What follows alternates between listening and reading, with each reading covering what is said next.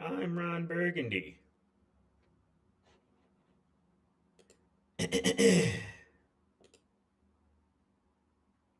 Hope everybody's doing all right. Oh, I forgot to get the fucking water. I'll be right back. Forgot to get my water.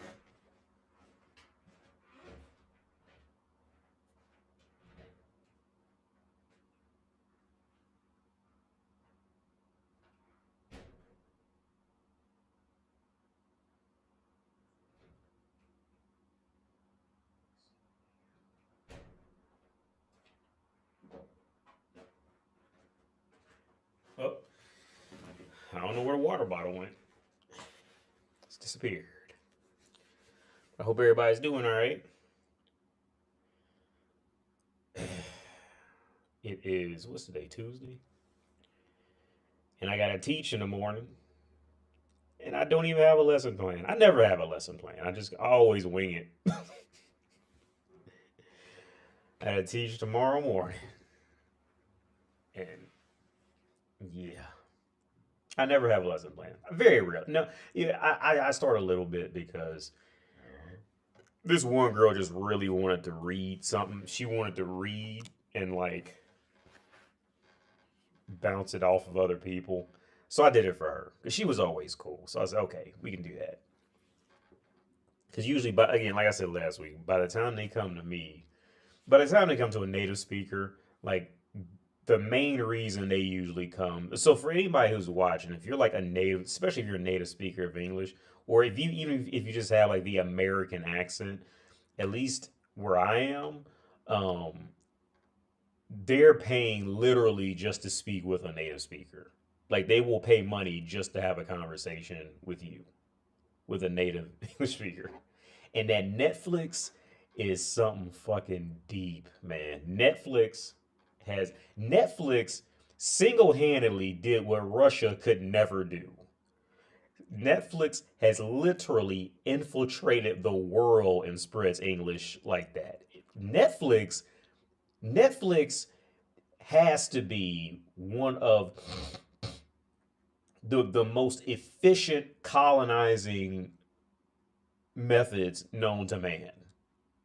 Netflix is wild, man. Especially as Americans, I don't think most Americans are really aware of how powerful Netflix is in the world. And then on top of that, people watch American English shit. They prefer that over their own language and shit.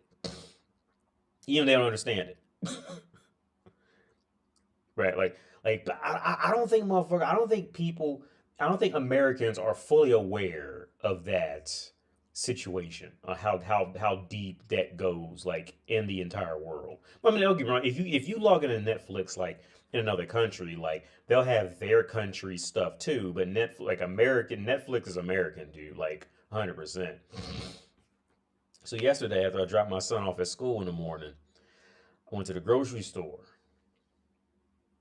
and like Europe, like technology just doesn't fucking work. You know what I mean? Like it's just like, but things like they don't know how behind they are with it. Like they think everything's fine, but as an American, you can come here real and realize it real quick. Like yeah, these motherfuckers are a little bit behind.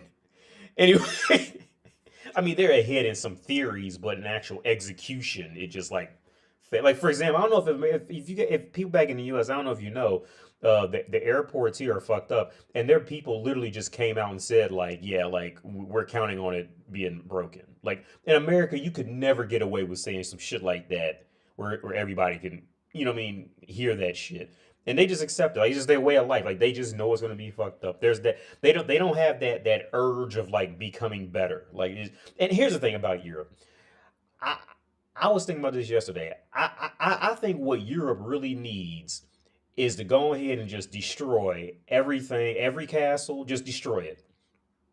I think Europe on a whole needs that because I think holding on to that past is holding them back too much. Holding on to that shit, like holding on to that past is dragging them back, like dragging them down. I think the best thing for Europe would be is to burn up all the castles, just destroy them, bomb them, whatever the fuck. Just get rid of them. Get rid of all the old shit, all the old shit. That way they can actually build on new shit. right, and go forward in life instead of waiting on America to just give them money in one form or another. Like, wait, back to Netflix. Oh yeah, back to Netflix. The story of how I got on Netflix this time.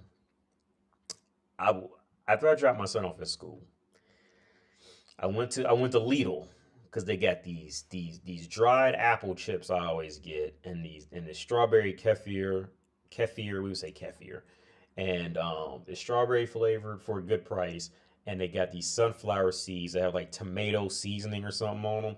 I always get that, right.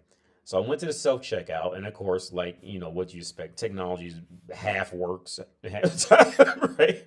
So I get there, I ring up the kefir and put it on the weight thing, and it says, "Okay, remove it." And I remove it. And it says, "Okay, put it back on the weight thing." It just didn't work, right? So I go to another one, same thing. But when I came back to the first self checkout, it was I could tell he wasn't check. He was a little tan, you know what I mean? And he said, "Hey man, you speak English?"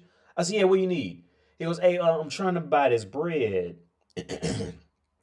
but I don't know what it is." And then on top of that, like you got to know what it is in Czech because even if you switch the language on the self checkout to English, well, once you go searching for like fresh fruits and fresh, once you get out of that, you go to like anything. Well, even I say even like Tesco and these places, like it's still like even the fresh fruits and fresh vegetables. Even if you switch the language, it just stays in Czech. So you got to know the name of it in Czech. So I said, "Look, dude, I don't know. I have no idea." Because he had some bread I legit didn't know what it was. And so that was the end of that. So I went off to like a regular checkout and just had the woman ring me up and this and that, right? And go upstairs and we started talking. And so I went up and sat down upstairs, and then he came and sat down next to me and starts talking to me. So now I know he's not Czech because Czechs don't move like that. And he said he's from Turkey, and he thought I was a student. I said, "Dude, no, I'm 40, man," because he was like 22. He thought I was like, I guess he thought I was young with him. And but we got to talking, and he was just like so like interested in America and Netflix and like it's wild. Like what he was going on with Netflix was just like wild because he said he was asking me questions about New York City if I ever been in New York, and I had to tell him like, "Yeah, man, like Netflix like shows you guys like you know the Netflix is not reality," and it's really sad because like Netflix and the internet um um is going to do that. And nowadays with everybody on smartphones and all this stuff like that, it spread that spreads, but also there's a lot more reality that can spread too. But yeah, like so he thought well, he said his sister had just gotten back from New York, and his sister was trying to tell his family like, yeah, like America is not that like 100% perfect heaven, all that you think it is. And and this is what I try to tell people in Europe and then back in the US, like because both everybody does the same thing. Like Americans think Europe is just like this fucking white wonderland, and then Europeans think America is okay. If they're in a bad mood, they say, "Oh, everybody has guns and kill each other." But if they're in a good mood, then it's America. It's because I watch Netflix and movies, and you have an American accent and this and that, right? And both sides blindly glorify, or both sides are blinded by whatever they're into in media, kind of thing. And like I said, and with this situation, like I really don't think that that it should be legal to even put anything about countries on TV. For example, this one girl I'm teaching, she asked me if it was true because okay, maybe I should pull it up. I pull up what I got us going over together is about U.S. versus Czech Republic, and this one girl that I'm teaching, she asked me, she says, "Is it true that Americans don't take their shoes off when they come in the house?" I say yes, that's 100% true. With Americans, we don't. I've very rarely known Americans to to I kind of handful of times of when I would go over to a friend's house or something, and like I knew I had to take my shoes off. I count on one hand how many times that ever happened. But then I had to explain to her, well, it's a different culture because, in America, for example, like in my dad's house, my dad is like in this house and then he literally walks like literally from his kitchen, opens the door and his car is right there. So he's like in America, we don't walk up and down the street for like kilometers to, catching trains and doing that. Like there are like these Europeans, like a lot of, not all Europeans, but especially in any kind of a city, they're walking a lot more. So they're walking in the elements of rain and dirt and spit and drop food and a lot more filth. So I get their logic on it for sure because like I said, especially here, like they're walking a lot more. So like if you're walking that much, I think even in America, if a person were to walk that much, they would finally start to be like, no, I need to take my shoes off before I walk around my house. Because they would slowly start to pick up on, oh no, like all that dirt was outside and I've been walking, in the rain and in the snow, and I just walk around my house. But again, in America, we don't walk. I was trying to explain to her how like most Americans, at maximum walk what? I don't know, maybe 30 feet to their car, out actually outside in unconditioned environments, and then they're just in their car, and then they dry ride in their car 20 minutes to get to like a store that's also inside. So like that logic that like we're walking around outside, in filth, we don't have that same perspective because it's just a different mentality, it's a different culture. But I tell you, yeah, that because she says she's seen it in the movies. She's never been to the U.S., but she's only seen it on Netflix. How Americans will just come inside and just keep their shoes on and walk all around the house and relax and all that. Um, but yeah, hey D, I go to the gym. Catch you later. What's up, man? You sound like a cyborg from Dragon Ball Z. I am tired. I am pretty fucking tired. MacPal is meta when you leave Europe. It's time to go back. How about instead of getting rid of Castle, we get rid of you? Nice. That's funny. I just had a realization. Adult content and Netflix slop is powered by the get out of the house culture 18. Then those youngsters make dumb decisions, choking on dick on camera. Honestly, I don't even. I have. Vitor, what's up, man? I remember we spoke a while back, a long time ago when I was in Ukraine. Actually, I remember we spoke a long time ago, man. If I'm not mistaken, adult content on and Netflix slop is powered by get out the house culture at 18. And see, that that's another weird comparison because like in America, like we're so much more pushed, like our mentality is just a far more independent mentality. And this is another thing we talk about a lot too. I've been talking to with a few classes that I'm doing, and and because one lesson I'm doing is they're comparing France to North America. France's work culture in North America, but it's pretty much the same throughout all of Europe for the most part. You know, in America, you can literally be fired at a moment's notice. Like there is no like, oh, we fire you, but you got to come back for 2 months and get, or we give you 2 months of payment and all that. Like in Europe, like in America, you're fired and you're just gone. Like they'll walk you out, police and everything, just because they felt like it.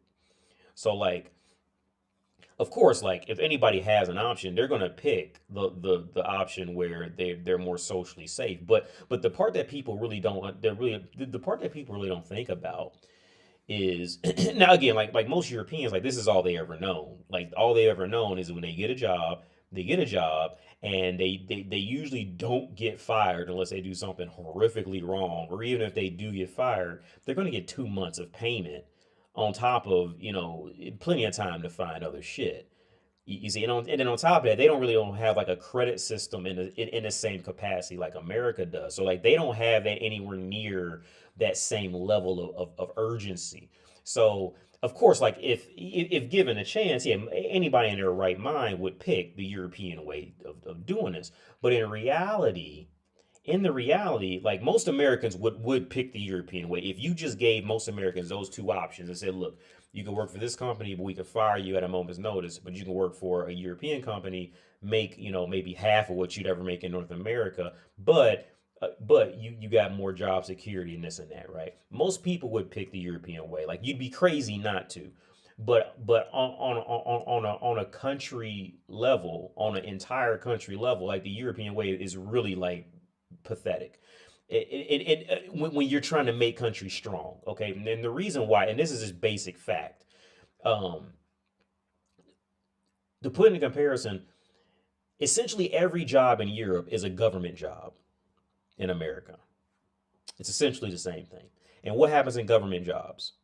They get lazy.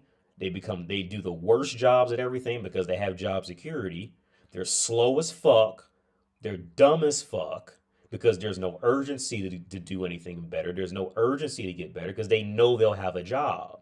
Well, imagine if you had the VA, but you had an entire continent that was the VA. And it's all the same things. If you know people in there, you'll be fine. But if you don't know anybody in there, you're screwed. There's no such thing as customer service. Why have good customer service? You'll have a job tomorrow. Nobody's gonna push you, right? So again, imagine the VA or any I'm sorry, in any government funded situation. Imagine, and if you're American, imagine any government situation and imagine how those companies operate with their people. And imagine if an entire country was like that. And that's where you have Europe. That's exactly it. There is no growth in there. There is no development. There's no innovation. It's rote memorization. That's it. It's literally it's outdated rote memorization. There's no innovation, development. None of that comes out. Very little of that actually can come out of that once you set up a system like that. But again, if it for the on the individual level, yeah, sure, anybody would prefer to work a government job. But when you're talking about an entire city, continent, state, country, whatever you want to call it, yeah, it falls apart. It becomes stagnant very quickly. Job security, job security brings in stagnation. You need motherfuckers on their toes. Cause see, once they get on their toes, then they're gonna be thinking. And now they think and now that they have that now once they start thinking, they have to be prepared, which takes thinking for the future and thinking in ifs and whats. And Europe doesn't do that very well at all. And anytime a country ever did, they usually became blacklisted in some form.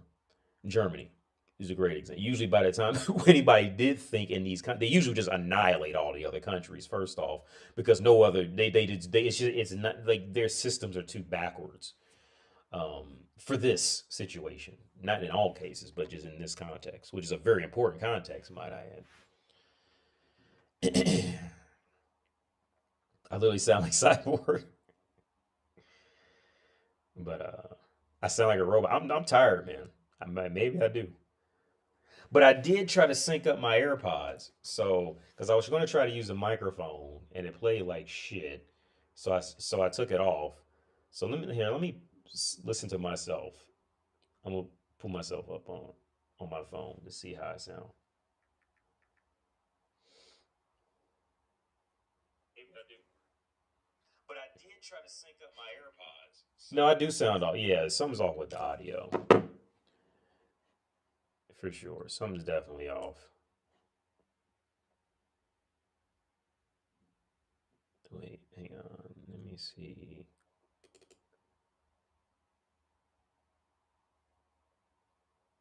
Oof.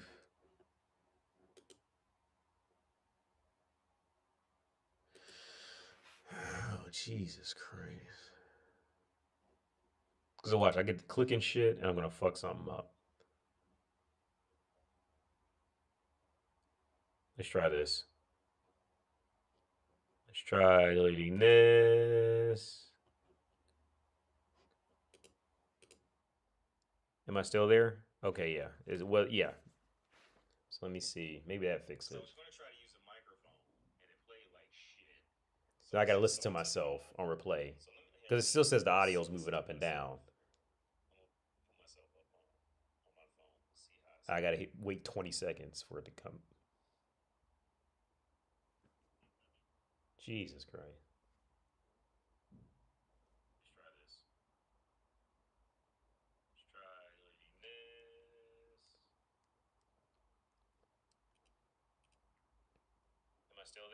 Okay, yeah, that was it. Yeah, that fixed it. Interesting about Netflix, the greatest part, a lot of shows are are shot in their native language, and they still chose English subtitles at times. Yeah, Netflix. You say, well, what MG Verdi said, Netflix was common even in Colombia and Costa Rica when I visited. I think Netflix is even a studio in Colombia. Yeah, Netflix is really one of those things like Facebook. Like Facebook was another big thing, man. Like when it came from for that data harvesting, like back in the days when that wasn't a thing, like Facebook was a huge deal, man, for people who were into that. And that, and now I think Netflix by itself did something that Russia could never ever do. And between Netflix and McDonald's, those two single handedly infiltrated the entire world and set a certain level of importance.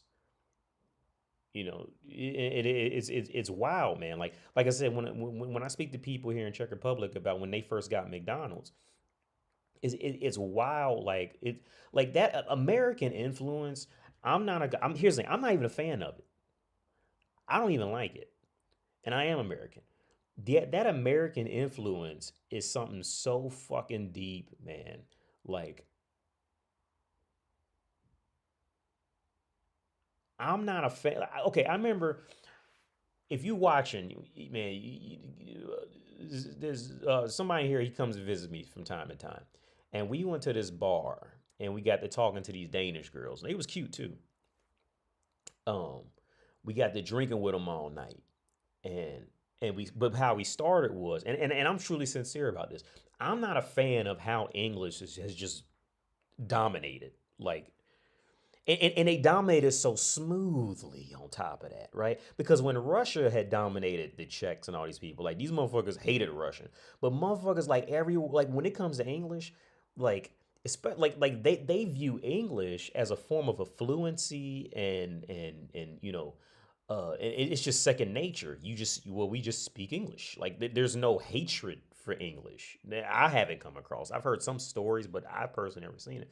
So I asked these Danish girls. I said, because they was younger, they was cute. They were in their mid 20s, and we ended up drinking. If you watching, man, you remember this. You know the story I'm talking about.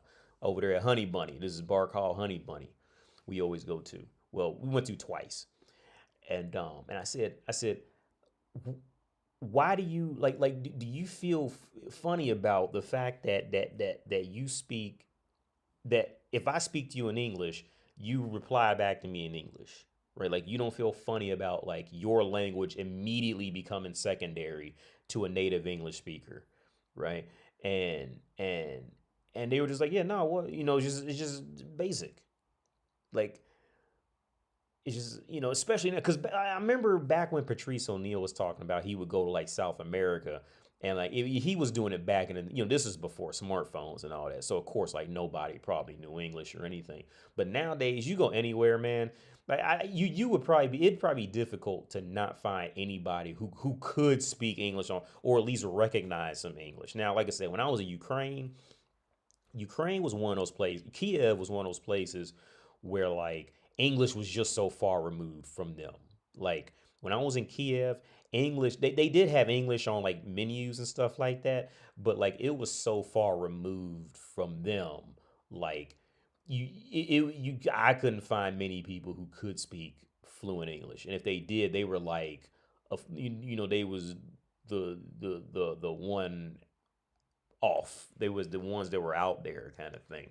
Because like I think out there, like their whole thing is Russia and dealing with all the other countries in that area. So like they don't like they would recognize English, but like in actually speaking it, it was much harder out there. I mean, I would find some people, of course, but it wasn't like like being in Prague or like what Czech Republic has turned into now. Whereas like now, when I first came to Czech Republic, it was the same thing.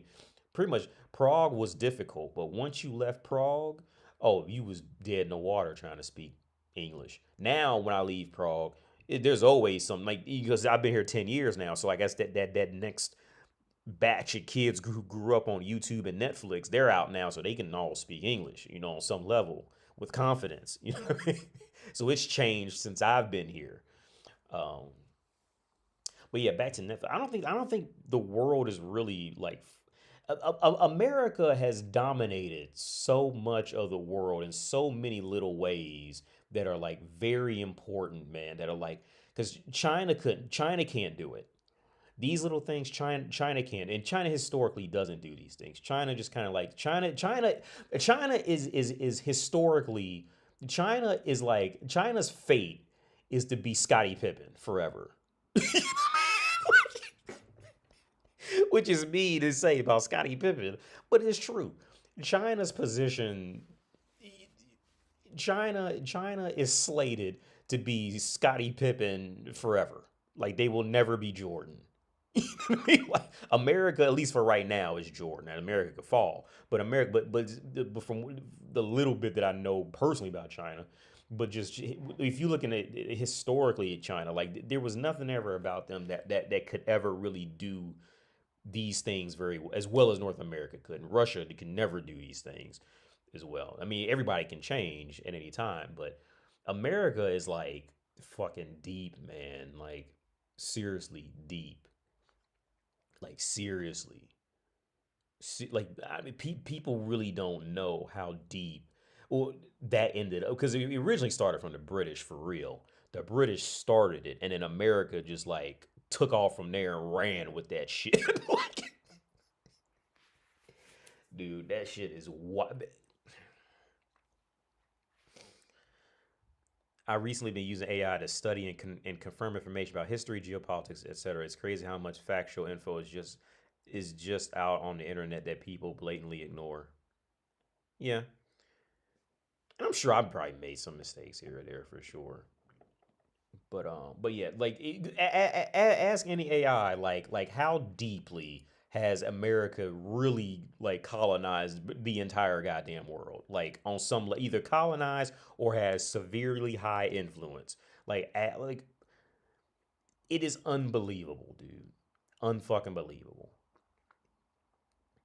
Because one of my students, he was telling me how in Europe since because one of my students he's a white Czech dude, great dude. I've always loved him, man. I thought he was amazing. He's one of those guys who really needs to be doing something better with his life. Honestly, he's one of them. I told my spouse who's kicked out. I told her I was always impressed by him. He's got a very common name, so I could say his name. His name's Hansa, but you find a million Hansas down the street, so you can never find him. The Hansa's always been amazing. Man, from the first time I met him, I knew he was something. I knew he was something special, and he was telling me how what in Europe because he worked in Nigeria for like years, so he tells me stories about that, and he said, well, in Europe, since we're all white, and he's talking about himself, he said, in Europe, since we're all white, like we can't separate based off of colors, so we separate based off of mostly language and culture. Well, if you come in and like just kill off of people's language, well, you'll kill off their whole, you'll kill them because what makes Czechs Czech is that they have Czech language, and what makes Germans Germans because they have their language. If you go in there and wipe out that language, then you'll wipe out who they are over here. Um, but yeah, the conversation I had with that dude, like every now and then I come across someone and the girl, she's pretty cool too. She was real shy at first, but she's cool. But I never forget this one girl. She was a little girl. She was like a high school girl. When I was in Argentina, and we would go around and teach at the poor schools and in the rich schools, right? And that colorism is a thing down there too. Colorism is a thing down there. You go to the rich schools, all them kids are white. They white Argentinians. You go to that poor school, they all brown. Right? It is what it is. I remember the rich school, they gave us like extra yearbooks and extra like, badges because for them classes. The poor school couldn't give us none of that. The poor school had them outside working on cars and shit. Not even joking. Like they had them in there building race cars and shit in the poor school. The rich schools, them kids wasn't touching that. Now, both the schools look poor to me as an American. Like both of them schools look like they was about 5 minutes from being shut down as an American. But like to them, I could see it was definitely a difference. It was definitely still a difference in their situation. But in the rich school, they had uniforms. I remember that. The poor school, they ain't do no uniforms. And that's why I remember Jorge. He was real cool, man. He was there with his husband. And that was a whole other story when I found out he was gay. I had no idea he was gay. But we was talking one time on the way back from the poor school, and he said, yeah, he was telling me, because I just didn't see it at the time. And I was saying, like, hey man, we were talking about it being a poor school, and he said, yeah, and the poor parents, they do the same things just like in North America. They'll get money and they'll rather buy like a big TV instead of like buying books for the kids. Like he said, the parents, it's the same thing everywhere you go. And he educated me to that because he enlightened me to that because I just didn't even put it together at the time. Um, um, what the folks are talking about Argentina for? Because I was gonna lead that off into something else. I was gonna I forgot where I was going with that in Argentina. I completely forgot. I'm fucking tired, man. Where the fuck was I going with that?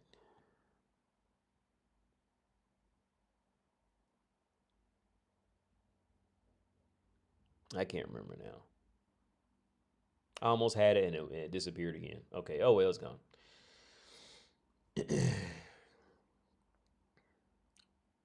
What's interesting? AD Myrick said his live stream that black people should be chained and caged like it was 200 years ago. Also, he calls black people monkeys and uneducated criminals.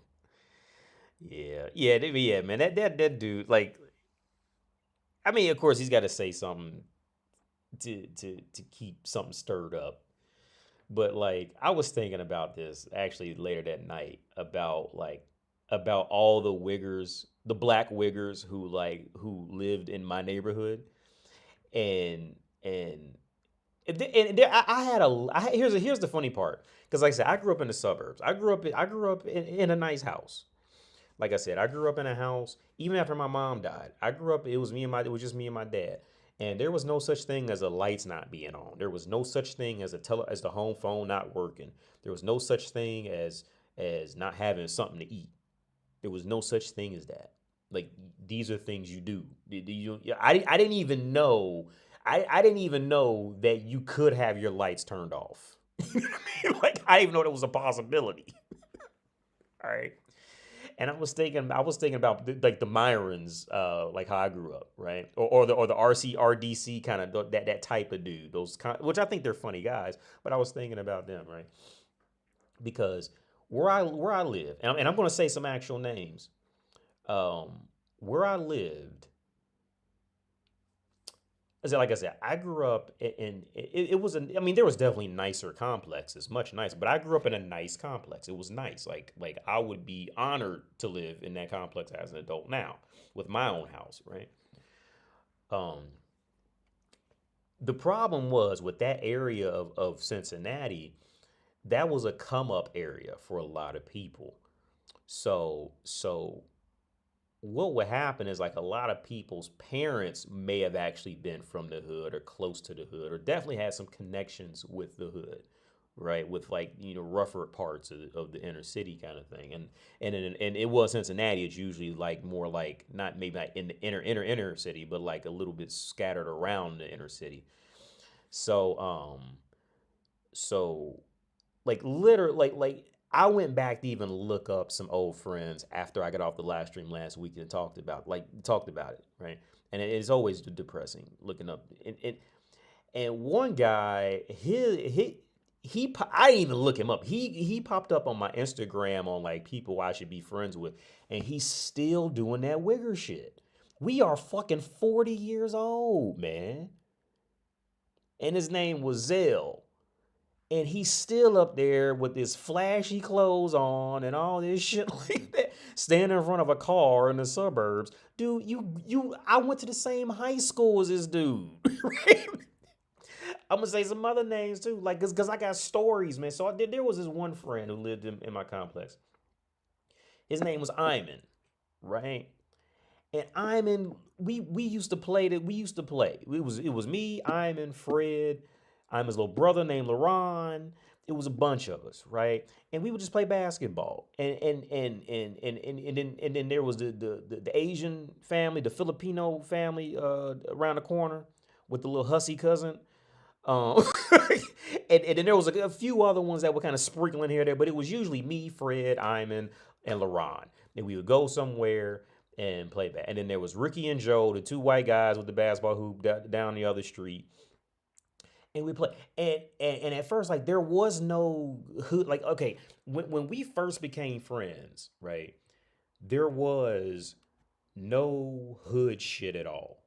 Nobody was trying to be ghetto or hood. I mean, there was definitely like a difference in culture between like the blacks and then like the whites. And generally speaking, like more times than not, the whites would usually be like the white trash. Like we lived the black friends of mine. We all lived in this nice complex, and then the more white trashier types lived like next to the complex. That was like they weren't new houses. These were older houses, right? They were older, and there was definitely white trash elements over there a lot. But now Ricky and Joe weren't white trash. They were cool. But there definitely was white trash over there. But we would play basketball with them, and and but I remember slowly. The first one to fade off was Fred. Me and Fred were real good friends, but then all of a sudden Fred was always on punishment. He didn't. I remember when it first started happening because me and Fred used to always play video games together. And then all of a sudden he started listening to DMX. This sounds like I'm making fun of him, but I'm so serious. This is how pathetic the neighborhood I grew up in. So, so we were suburban black kids, and I remember all of a sudden he started listening to DMX, right? And he pretty much started like embodying DMX from listening to him. Now, Fred had a basketball hoop outside that his stepdaddy bought. His stepdad's name was Andre, and Andre was a great dude, man. He was a little ghetto, but he was a great dude. Fred had a basketball. Fred's mom was great. Fred's mom drove that BMW that James Bond, that Pierce Brosnan James Bond had made, that little two-door coupe BMW. She had that car. She drove the James Bond car because we couldn't wait till she pulled back out the driveway to see it. Because we knew we had to hold that basketball because we didn't want to hit that car, right? It was the same color and everything. It was that blue. I was like, when you seen it, you just heard the music. As soon as you seen the motherfucker, but it was, instead of being James Bond, as a short black woman. And Andre drove a Honda Accord, but it was a nice Honda Accord.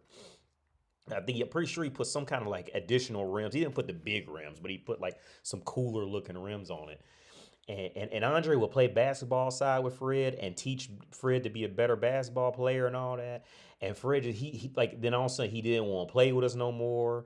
I guess he thought he was, I don't know if he thought he was cooler or what. Then he started getting real like he started getting rougher and like meaner and all this stuff like that. I don't know what happened, but he was the first one to fade off, and then he pretty much just disappeared. And then every now and then somebody bumps across him, and now he's like this, he's just full on taking on the imitation of Thug. I guess, I don't know. He's definitely not how we grew up.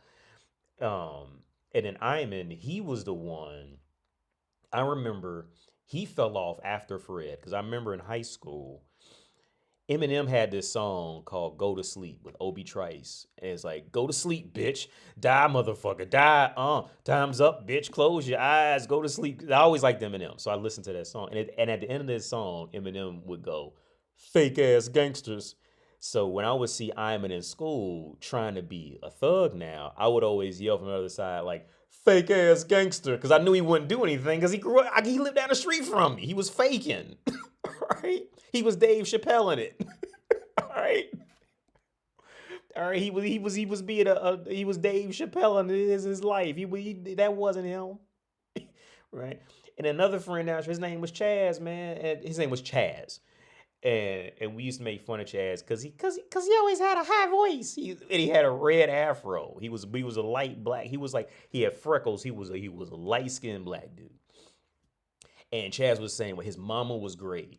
His mother was a hard, but they were nice. They had nice shit. His mama, you could tell she was working and she was a hard worker. And I remember his stepdad. His name was Cedric, and he was a great dude, man. Like the little memories I have of him, he was great. He was another. See, these are the families like that Europeans don't see. Most of the rest, because Netflix won't put these families on TV. They always put like just straight up thugs or big muscular idiots or like just laughing silly motherfuckers. Like people in the rest of the world don't see just casually to well educated black people who actually work and have nice shit. They don't put that on TV. You know, especially these Europeans, they have no concept of seeing like multiple black families like this in any capacity. So anyway, and Chaz, he started out cool, and Chaz had an older brother named Greg. Now Greg was from the hood. I think his mom had kind of came up and out, but Greg was, everybody loved Greg. You could not like Greg. Like, I would love to talk to him now. He was always a great dude, man. But Chaz went down that path with like Fred and all them, where he just like, now he's saying the N word like that. Like he pulled a Dave Chappelle. Like all these guys in that area pulled a Dave Chappelle. They walked around, and now they smoke weed. Now they say the N word and all this. Like me, like they weren't like when we all were first hanging out, they were never saying these words. Never. And they flip, they just like flip. And the sad, like I said, the sad part is when I look them up now on the internet, they're still going to rap clubs. They're still going to rap clubs and dressing like they need to be in the club or something. Man, we are fucking 40 years old, man. Like, and they're still doing it. They're still at home doing it. And it's sad. Like, it's sad. Like, it really is. My aunt, she asked me if I'm going to come back to Ohio. And I said, yeah, I do kind of want to come back because, it's been a while. But it's just depressing, man. Like at 40, man, like going back to that is just so depressing. Going back to see like, all the people used to know and they never really grew up or grew out of even just like a 20-mile radius. Like they're just mentally stagnated entirely. Like it's just sad. Like it really is. So I don't feel like I have a home like at all. Because I've already passed up all of that. This will never, if you will do one thing and one thing great, they will make sure that this is not your home. Right?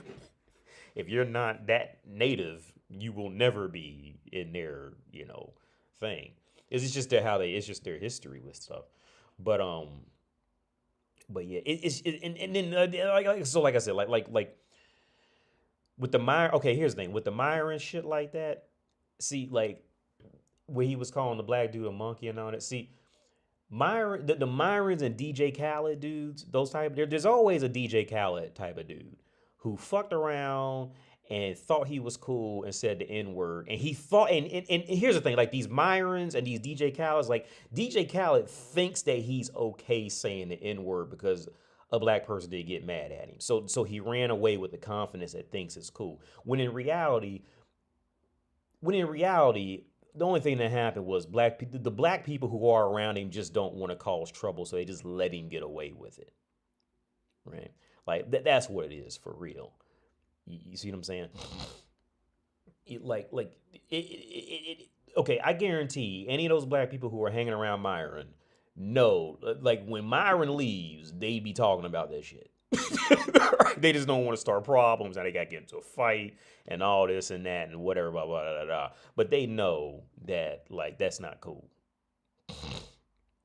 DJ Khaled, same thing. Like I don't know who gave him the N-word pass and then who told him it was okay to keep saying that shit. But it's not like I don't like he's a clown. He fucked around and became very successful. I'm not mad about that. I'm happy that he's successful as a human. Like be successful, but that shit is just not That ain't it. But yeah, back to where I grew up, man. Like that was just it was just filled with a lot of black wiggers and some white wiggers too. But it was a lot of black wiggers, like pretty much most of them who felt the need to like show off and do all this and all that. Like they were just, I remember black girls who did that. You know, I remember I went back and I seen Iman's big sister in Walmart. But this is after I had flown back from Europe. I hadn't been. Here's the thing. Pretty much once when we graduated from high school, I was in Cincinnati for about 2 years after that, and I left and I never came back unless it was just to come see my dad. I would go back to Cincinnati to take my dad to church. What I would do is about every Sunday or every other Sunday, I would drive from Dayton, Ohio, where I was going to college. I would drive back home to Cincinnati, which would be like a 45-minute drive. I would go back Sunday mornings to take my dad to church and then get him lunch. Right? So I was never like out and about in like the regular world anywhere in there. So when I did bump into Iman's big sister, like she's been pumped full of kids. Just it's just depressing. It honestly it's just I remember she just because it was during COVID, so we had the mask on, but she had really specific eyes. So like I could tell her eyes, like I could see her eyes through the mask. Like I knew it was her, and her height. It was all that. And it's just so depressing, just to go back. It's so depressing to go back to your hometown and like see the people who just never fucking like did anything or who they just never grew or did anything. It's just it's really sad. And then it's even worse when you see people like when you start to get older and you look back at people in your hometown, like now maybe well I'm sure everybody has their own version of this, but like I said with the black guys who I knew, who I know they're not thugs. These guys are not thugs. These guys are not gangsters. But there's but they have such a lack of self-esteem and a lack of self-identity that they have to keep this image up of what they think a thug and a gangster is. You know what I mean? Like and we're 40 now, man. We're 40 and they're still walking around like that. They're still doing it. Now, not all of them. I remember this one dude, his name was Elijah, and I really should have wrote him. I looked him up, and he is just he was a black dude, and he was in the sports, and I think so. What's his? I keep want to say Elijah. Well, I can't almost say his name on YouTube, but I think what I'm thinking of is the Harry Potter kid, not or the dude. He's not a kid anymore, but Elijah. He was a black dude who his family was together, he was together, and he grew up just a nice, well-dressed, well-appearing looking man. He's not a thug or anything, right? But but there was another dude, his name was Will. And Will, let me tell you a story about Will, a black wigger, right? Will, I know the house. I went to his house to play basketball because his parents had a cement basketball court in his backyard. Not a full court, like a half court. Right? We had a cement basketball with a glass backboard in the backyard. Right? And his house was immaculate. Okay? And he had a sister. Now, Will's dad taught him how to play basketball, and Will was great at Will was pretty much Steph Curry at the time. Like, just throw up a three from anywhere, and that shit, you'd be like, yeah, that's going in. Like, well, do Will shoot? Okay, we go back up and check up because Will took a shot. It wasn't even a question, right? And I remember one time we had just got there. And Will's mom and dad were both, if I'm not mistaken, they were both in the sports. And Will's sister was like on the side of the basketball court, just doing backflips in place. Just, I mean, she's just going like, you know what I mean? Like just going. This is how they was. Like there was no thug or anything like that. Then I remember a couple years later, he turned into a wigger. Like he turned to another black wigger. He was driving Caprices. He didn't have to drive no Caprice. His dad, they had the Caprice don't even look right in his dad's driveway. He's a fucking clown. Okay, is these guys who are keeping this. I hate to say it, but my brother's up there in that boat. Now, my brother did grow up. My brother did grow up rough because his mother was off. But he's a clown. Like this is why I don't talk to my brother. I don't talk to him. My aunt, she asked me, when was the last time you talked to him? I said I can't do it, and she knows exactly why. Look, my brother's another one. Look, between two phone calls, he can completely fix his life. Two phone calls and just a little bit of initiative. But so okay, so for and I'm gonna sacrifice myself for other men because maybe you may see yourself in this and be like, oh, I need to fix my shit, kind of thing. My brother is the kind of guy who is afraid of real life. Okay, he is terrified of real life because real life came and and he thought that real life would never come. And if I'm 39, he's like, I don't know, 45, 46, something like that. So he's going on 50. He's going towards 50. And he is terrified of life. And I'm going to explain why I say he's terrified of life. And again, I'm sacrificing myself because for the chance that maybe 30 other guys may be listening and they might hear themselves in this and be like, well, damn, maybe I need to fix myself because I'm doing that shit. Okay. My brother is the kind of guy, he's not dumb, but I know a few guys like this, but they've actually done other things with their life though. He has potential. He has a lot of potential to do anything if he just sets his mind to it. That bullshit, right? But the thing is, if you tell him, okay, when you meet a kid who may be like 15 and you be like, and you tell the kid like, yeah, man, you got a lot of potential. Go do this, and the kid goes, yeah, I do got a lot of potential. Yeah, I'm okay now because I got a lot of potential, right? And then 2, 3 years go by, and the kid still be like, "Yeah, I got a lot of potential, man." Then 4 or 5 more years go by, and the kid's still like, "Yeah, I got a lot of potential, man." Then 6, 7, the next thing you know, he's fucking 30. So going, "Yeah, I got a lot of potential, man." You see, that kid is afraid of actually going out there to try because that kid has found so much of a home in having potential that if he actually goes out there and tries and fails, well then he has no more potential and he'll be a failure, right? Now the thing is the kid may not even know it to himself, but he definitely thinks that nobody else sees it. But any full grown person can see it, you know. And that's where my brother. My brother is now 45 going, all I gotta do is try. And he's still never done shit with his goddamn life, right? Like, look, because me and my dad get in these arguments a lot because I don't have any patience for him at all. And I try, and me and my dad, we get into arguments about this, or maybe it's probably me just mostly going off about it, and my dad's trying to convince me. But I'll be honest about it. My brother had it better off than me, for real, when it comes to adulthood, right? Because my brother knew exactly where every university, every college is located in Cincinnati, Ohio. He knows exactly where every single one of them colleges are. When I hit 18, I didn't know. I knew where UC was, and that's just because we had to take my mom there because she was working on her master's. But if it wasn't for that, I still could not tell you where any other college is in Cincinnati, Ohio.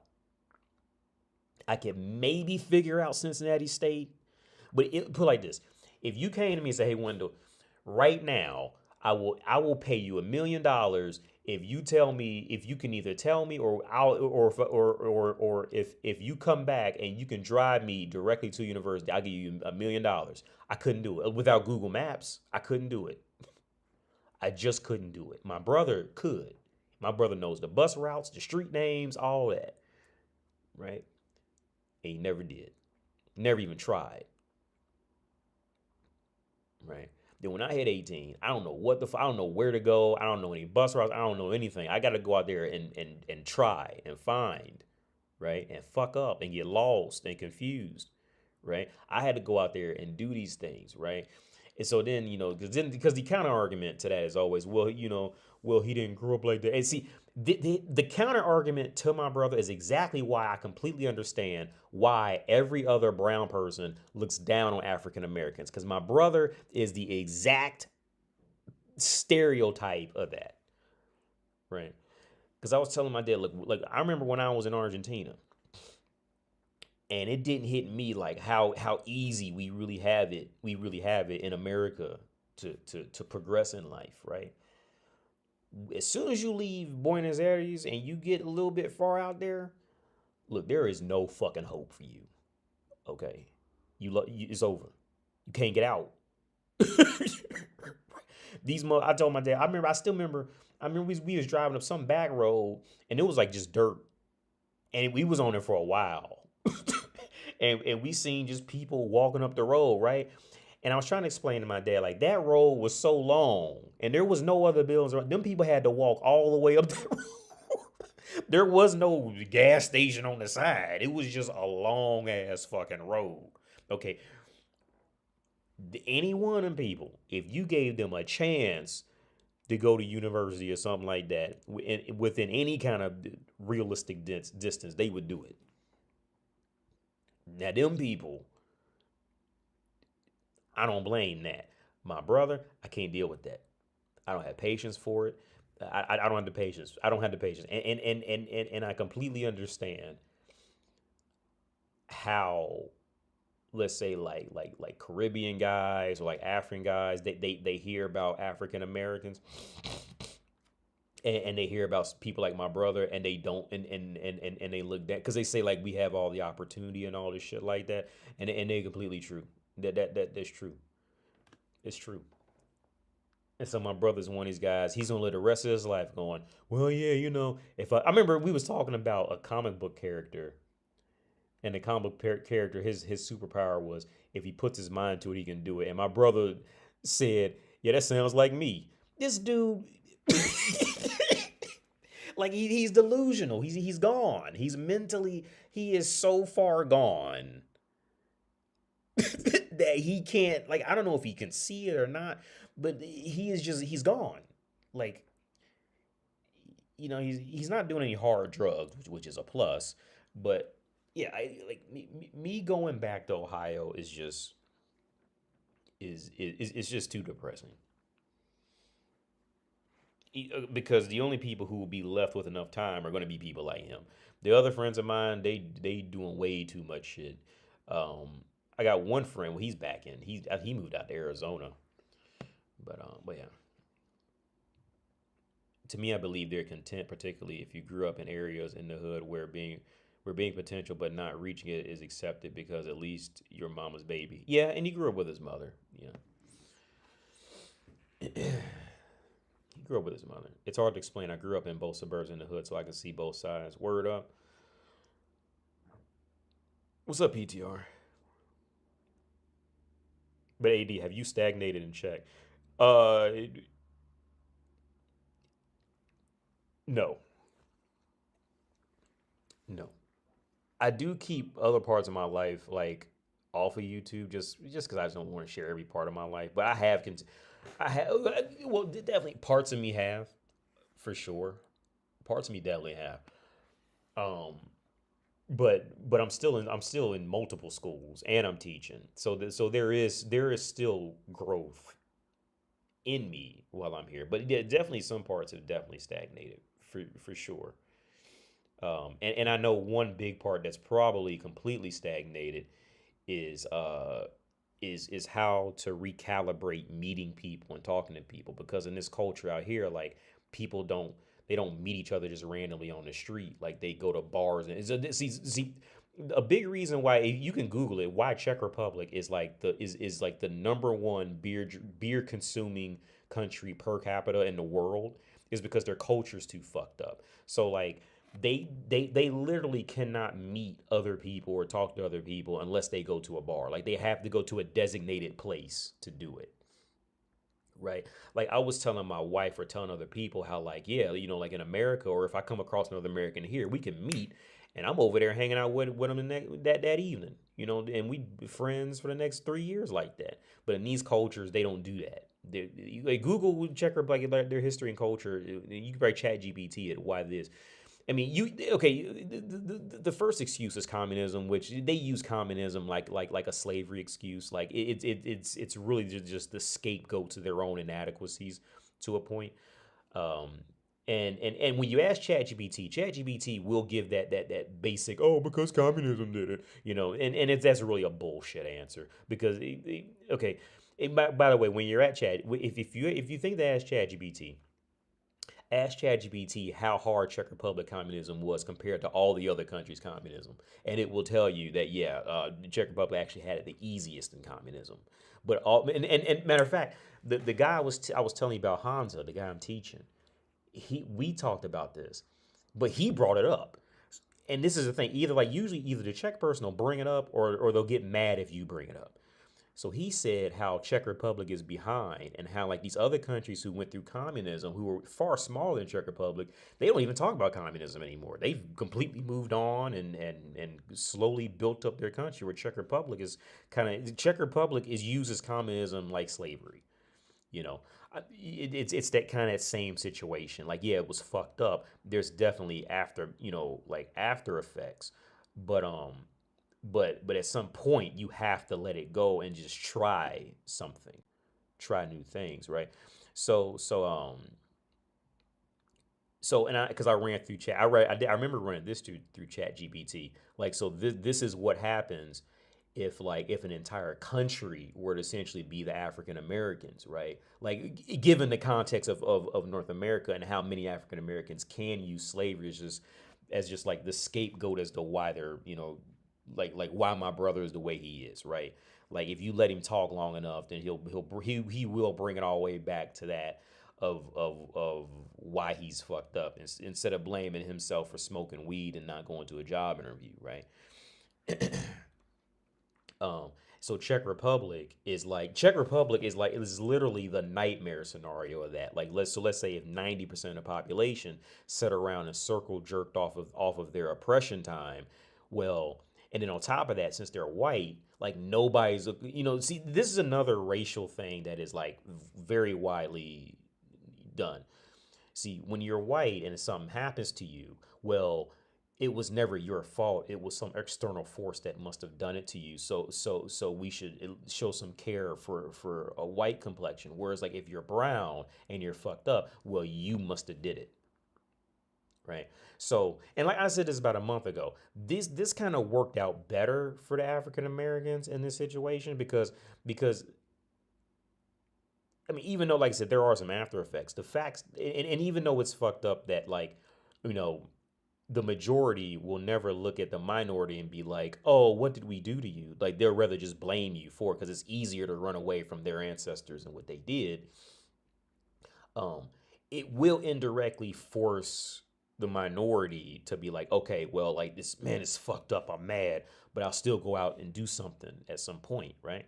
Whereas, like, Czech Republic on a whole, well, if there's nobody really pointing a finger at you and blaming you openly, then you'll just continue to feed off that victim mentality and just literally never ever develop or grow past it at all.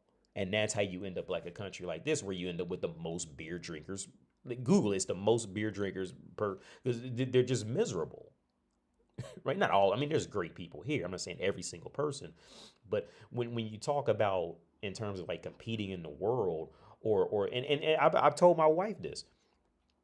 I tell my wife and my friends this. Czechs are mad because their wages are so low, and I said, look, and I tell my wife this all the time. They're good, like Western companies are going to pay you half because you do half the quality of work. Your work ethic's terrible. Like there's no sense of urgency. There's no sense of development. It's just hope somebody figures it out. We don't communicate anything to each other. Like the Czechs are worth half the wages, and And now you can see it because more Westerner companies who were using Czech Republic for cheap labor, they finally just got sick of Czech Republic and now they're moving off to India and South America. Actually, the guy that I'm teaching, they moved a large part of his company down to Bolivia. More Westerner companies, the Czechs are losing their jobs hardcore. But these are, yeah. Vitor says there's a famous YouTuber called Bald and Bankrupt who also lives in Prague. I think you two would have fun talking. Yeah, I'd love to talk to him. I'm sure he's probably more famous than me, but I'd love to sit down and talk to him because these are facts that like Czech people either they love to talk about or they're ashamed to talk about, right?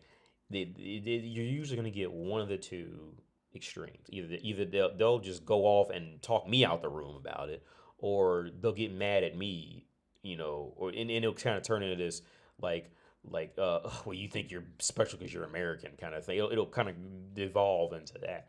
Um, but yeah, but no, Czech Republic is literally like the nightmare situation that African American population would be like you don't African Americans. It is complicated too. But in an oversimplification, Czech Republic is the Twilight Zone scenario where and all they do is so. Here's another sad part, right? Like as a foreigner, as an expat from a rich country, I will go in there and get paid more money than a native Czech, right? And is terrible because they know that they can pay a Czech person 20%, 30% less than me, and they'll take it. Again, the mentality it's stagnant, it's backwards, it's stuck. And they know if that Czech person will take it, there'll be another Czech person that'll take. Let's say if they pay me, I don't know, let's just say 50,000 crowns per month, which is like $2,000 or something like that. Let's say if the job was they would offer me a job for 50,000, they would offer a Czech person 35,000. 35, maybe 40 if they're a good one, right? But here's how fucked up the mentality is here is they know that if that Czech person doesn't take it, they'll find another Czech person who will take it for 35,000, right? So they end up fucking over their own people. It's really it's wild shit, man. Like the mentality, like what became of this is like ultimately, I don't really know. Well, I would say that African Americans are probably worse off, but only because of the skin tone. Because once you're just black, you can't really hide. But Czechs can hide with just being white. But here's the thing on a mental level, I really don't. I think Czechs are probably worse off than African Americans, um, on a whole. On a whole, I think so. I think Czechs are worse mentally. They're worse off.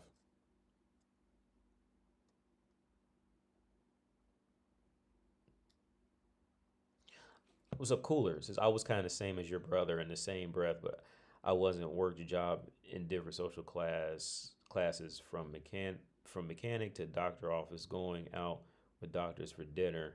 Currently a truck driver. Word up. But I mean, so you got your CDLs, Cooler. You actually went out and got some certification or been working with people who do have certification. I'm proud of you for doing that. Why do you think young Americans love Marxism, especially college students? Marxism, well, if I had to guess, because I got into Marx and Engels, and I can't remember the other names now. If I seen them, I remember them. Because Near Automata actually touches on a lot of that too, which is probably one of my favorite games ever. Near Automata. Um, well, he had that game had symbols for Marx for Engels, the big machine. But I did because I was showing my wife like words in this sociology book that pretty much highly referenced Karl Marx, and then it went into like, for example, I was teaching some students about Six Sigma, and I was teaching them like why America does such great jobs with factories or pretty much building any business, why America just like dominates or is like just so far ahead of like pretty much the entire rest of the world. look up these situations like Six Sigma. I forget the other ones now. I can always remember Six Sigma because it flows. But back to you said why do you think Americans love Marxism? Because Marxism spells it out. Marxism was essentially Aristotle. What Aristotle would say was nothing groundbreaking, but everything Aristotle wrote was just like basic logic, but nobody ever thought to write it down. So like when you actually seen it written down, you can like it hits you differently. Because Karl Marx was just well, there was a few other guys before him, if I'm not mistaken. But it's been so long since I've read this particular because I was real in this field years ago.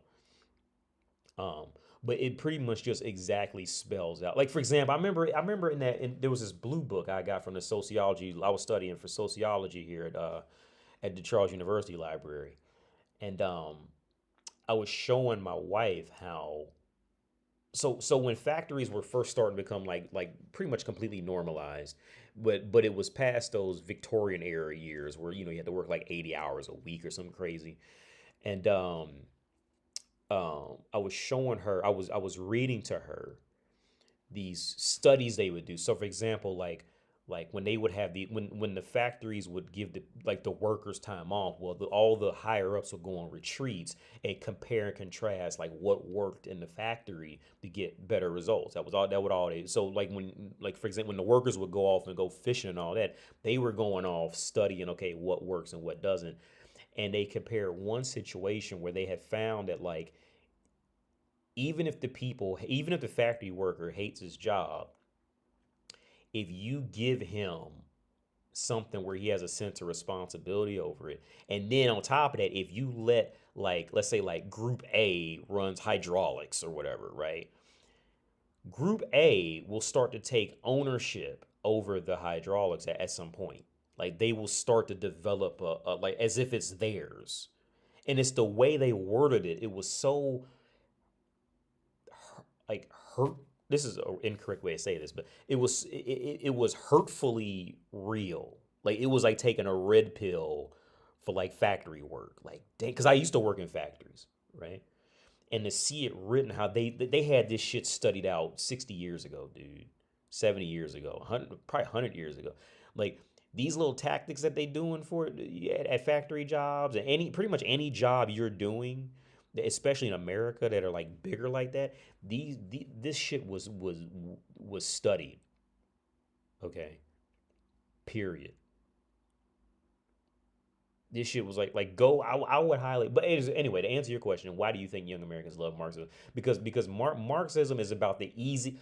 Karl Marx was the easiest to read out of all that because all the guys before him were kind of speaking in like older English and then kind of elaborating too much on things that probably weren't the most important. But Karl Marx, Marx and Engels, both of those were about the easiest to read and to comprehend pretty quickly. Right, like Aristotle. Like Aristotle's hard to read, if I'm not mistaken. Marcus Aurelius, like some of that shit can get kind of hard to read. But and on top of that, his name is just sounds kind of cool on top of that. But Karl Marx really explained what you must do, or just the realities of life and what you must do and what should be done. But yeah, studying sociology in the field in the workforce is like fucking like once you read that shit it's like being a slave like once you read how not to be a slave like you can never be a slave again like they just got to kill you at that point like your mind is just above it now. You know what I mean like you just can't do it like you can't see money the same way. There was another book I read. um what the fuck, Alex or something like that. And it was about money. And when you read that shit, man, like you can't see money the same, like this, especially when it's in combination with a job. Like you just can't see it the same way ever again. Like it's wild shit.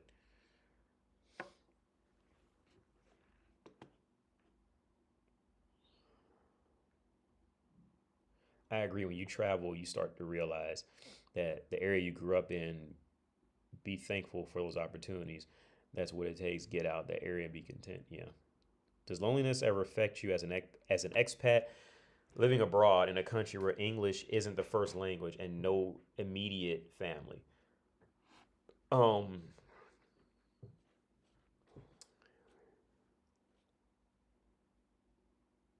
well, I think early on it did because here's what does suck about traveling or living other places. These things, right? Okay, so wherever you are, anybody who's listening right now, wherever you are, there is a foreigner in your neighborhood, whether they're, some type of Asian or Mexican, whatever the fuck, doesn't matter. They're a foreigner, right? They don't speak your language, right? Um, and you know how like people usually try not to talk to them and all that stuff like that, right? Now that foreigner is alone, or they may have a close family or something like that. But generally, even if they have family, they're still alone.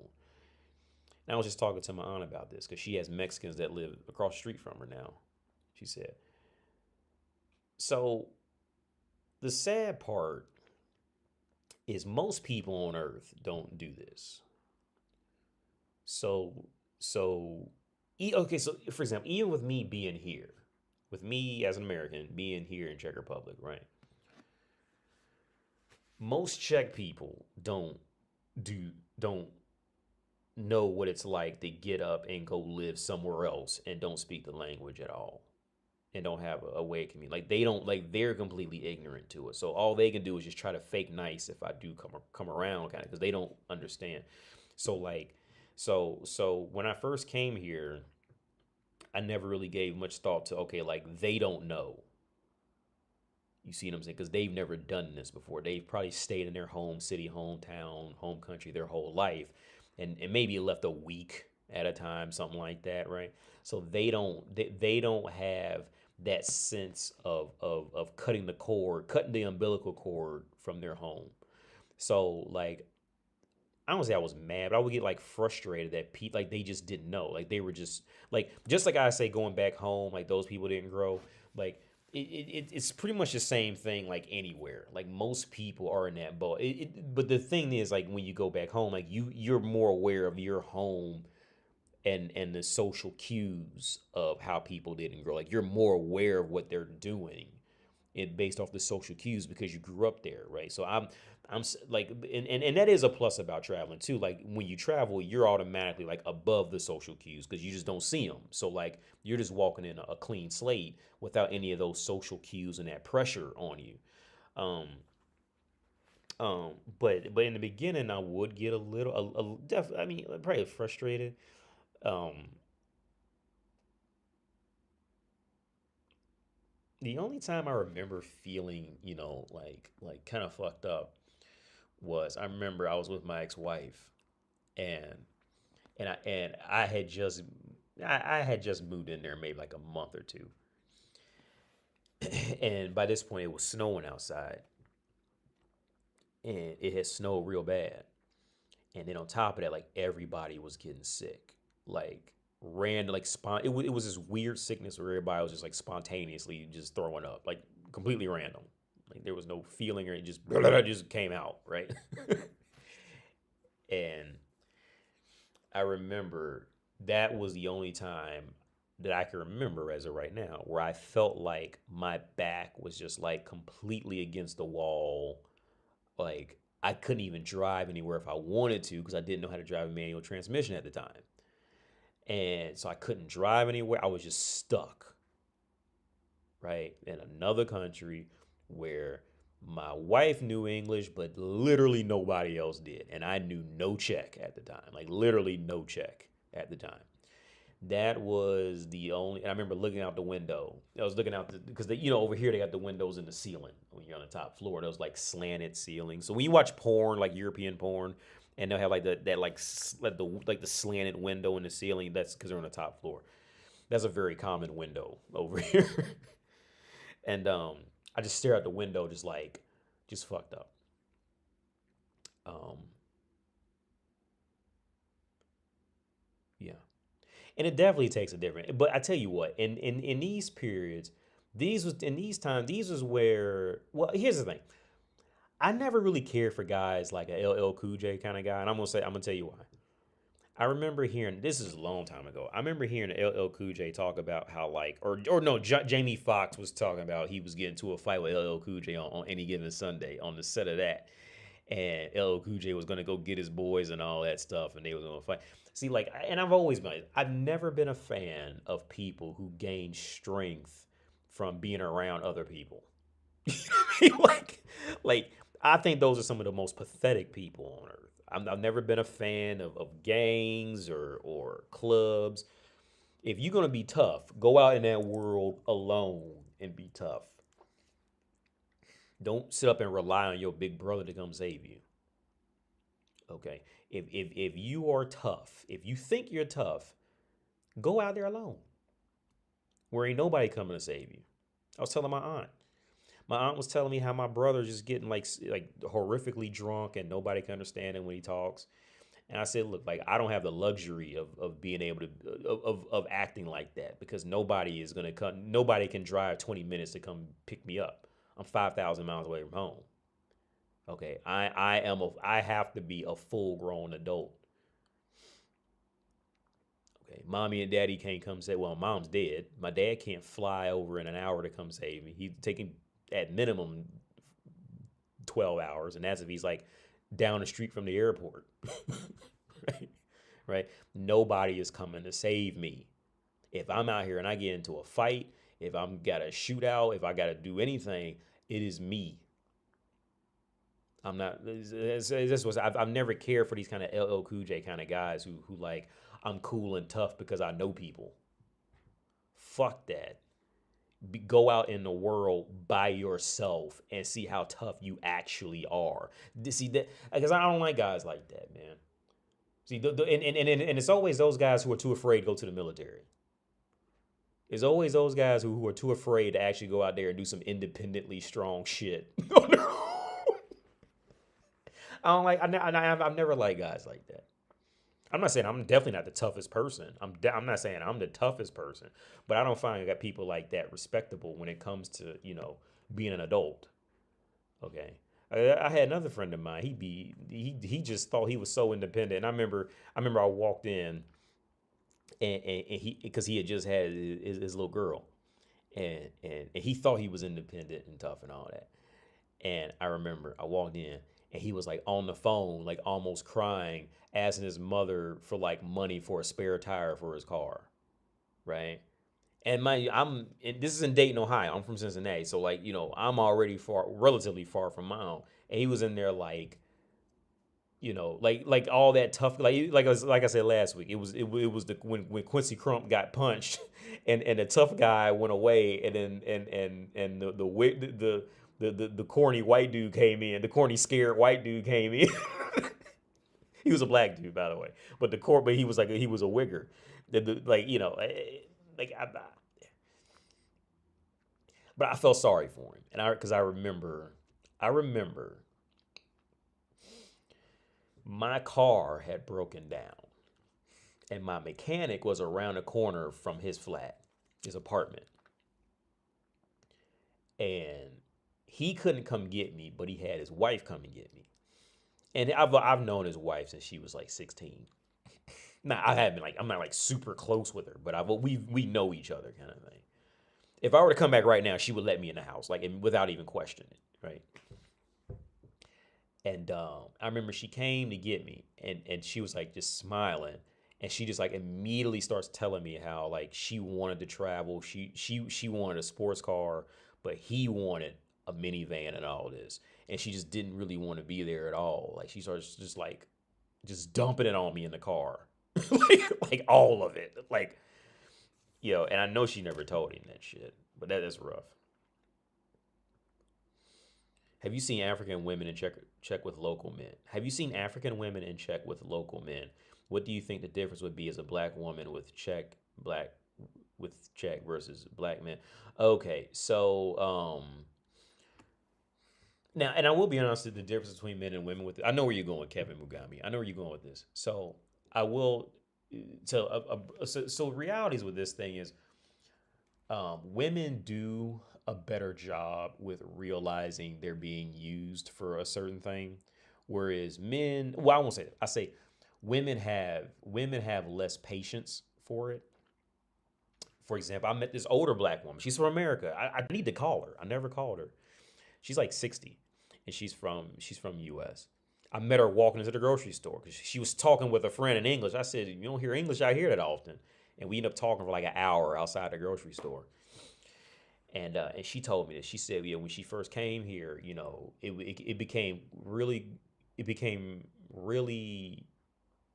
easy to see that most Czech guys just wanted to have sex with her because she was a black girl. Like they just wanted the ride. Whereas now, the same thing happens with black men. Like there's Czech girls who would just want to have sex with you just because you're a black guy. But guys I think on average, guys are usually just happy just to get pussy, so like they'll just deal with it a lot longer. But it ran its course with me. It didn't last 6 months before it ran its course completely entirely with me. Um, but to answer your question, like you don't see a lot of African girls. We don't see a lot of black guys either, but you definitely see a lot more black guys than black girls. Um,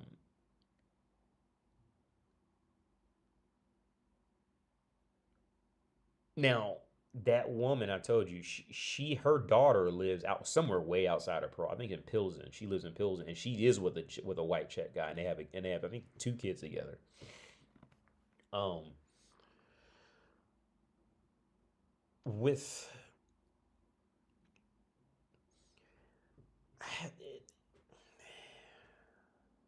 That's a hard call because again, like I'm trying to think about my experiences of knowing it's usually going to be African women. It's usually not going to be African American. Most cases, it's going to be African women, African or like French. It's not going to be American. I'm trying to think.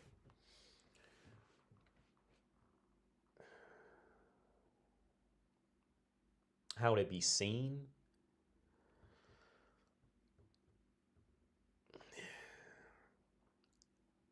I think. Okay, here's the thing. I think as a black man, it will. And I hate to say this, but it's true. As a black man, I think it'll always go over a little easier if you're from like America or the UK or something like that. Because again, their thing is like rich country, poor countries. Once you leave the US, like US, it goes back to that for most of the rest of the world, from what I know. Um, are you from a rich country, poor country? So I think as a black in my position, like especially once they either can see it in me or they know that I'm American, then it's like it's a bit more okay. Um, but as a black woman, I don't think it matters. I don't think that matters. But it's like, well, I don't know what their family could think because I've never heard that side, so I can't answer that. Maybe I should ask some Czech people about that because I've never thought like how it would be received if a Czech man gets with like any kind of a black woman, like how that would be perceived. Because as a matter of fact, I know this. There's this one woman I always see taking my son to school, and this one morning we talked outside of Lidl, like when I met the Turkish dude. We talked about Netflix. um, and this woman now she's because we got to talking, and she's from California. Most people who I meet who are American are usually from California or they're from like Massachusetts for some reason. I don't know why Massachusetts is a big thing, but like when I do meet people here, they're usually either from like California or like Massachusetts. Not many other places. So this girl, she now in America we would say she was Mexican. She looks Mexican. She's like light skinned, definitely not black, definitely not white, definitely not mixed. I would have assumed she was Mexican. And we talked for like an hour in Lidl. She was eating like some yogurt. I was eating my apple chips. And and she was just telling me how she was going on about how racism can still be like they're just so casually racist. Like it's like super racist shit. Like because she said her son, which she said I've seen her son and I don't remember. I think I barely remember one time. Her son is like completely white because she had a kid with a white. I don't even think the kid's father's Czech. I think because that's a whole nother thing. But they end up in Czech Republic. but her son is completely white. So she said when she took the boy to to the school to try to no, she went to go to the school to see if she can if she can send her kid there. And the first question that the principal asked, she goes, "Well, is he referring to her skin color? Is he you know what I mean? Like why would you ask something like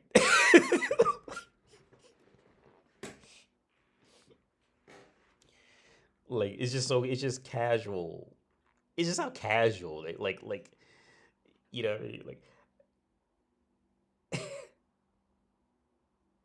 I was in like some Instagram thing where they were going, which I've had this happen to me, where like if you apply for jobs in like some Asian countries, like they will specifically ask for a white complexion, and like and I replied to one person in the comment section because they was saying like no like they were saying that's not discrimination. They could choose not to hire you because you don't look white, and that's literally the definition of discrimination.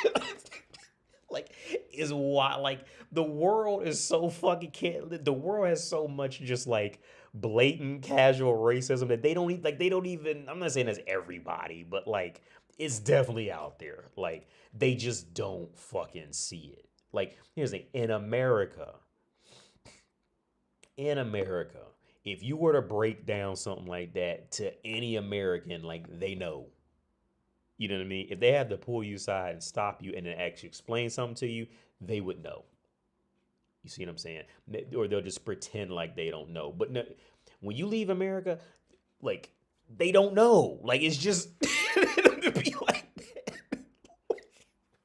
That's why I was telling my dad, like they don't do it on purpose. It's just in them. Do you know any Czech single moms to expats? Are they bitter towards? Oh yeah, actually, girl, I'm gonna call her night. She's a single mom. Yeah, that happens a lot, man. Um, and especially here, again because they held on to that communism past and all that, so like their mentalities can be very off from most other countries who did go through communism. Even Russian women are always fucked up, but like the Russian guys are always cool. But like even like because the Russian guy he knows these girls from Uzbekistan, which I'm crazy about Uzbekistan bitches now because I met or no me and him we met some other girls at a museum who was from there too. Those girls I'm crazy about those Uzbekistan girls. They could be white. They're like white girls because we talked about me and one Uzbekistan girl we talked about it because like they're white but they're not white. So they know like like them girls from them countries like that. Like them Kim Kardashian, she's the Kim Kardashian from Uzbekistan, but she's from one of them. I can't remember. I can't think of it now. But she's from over in that. I think it's more south, but she's in that.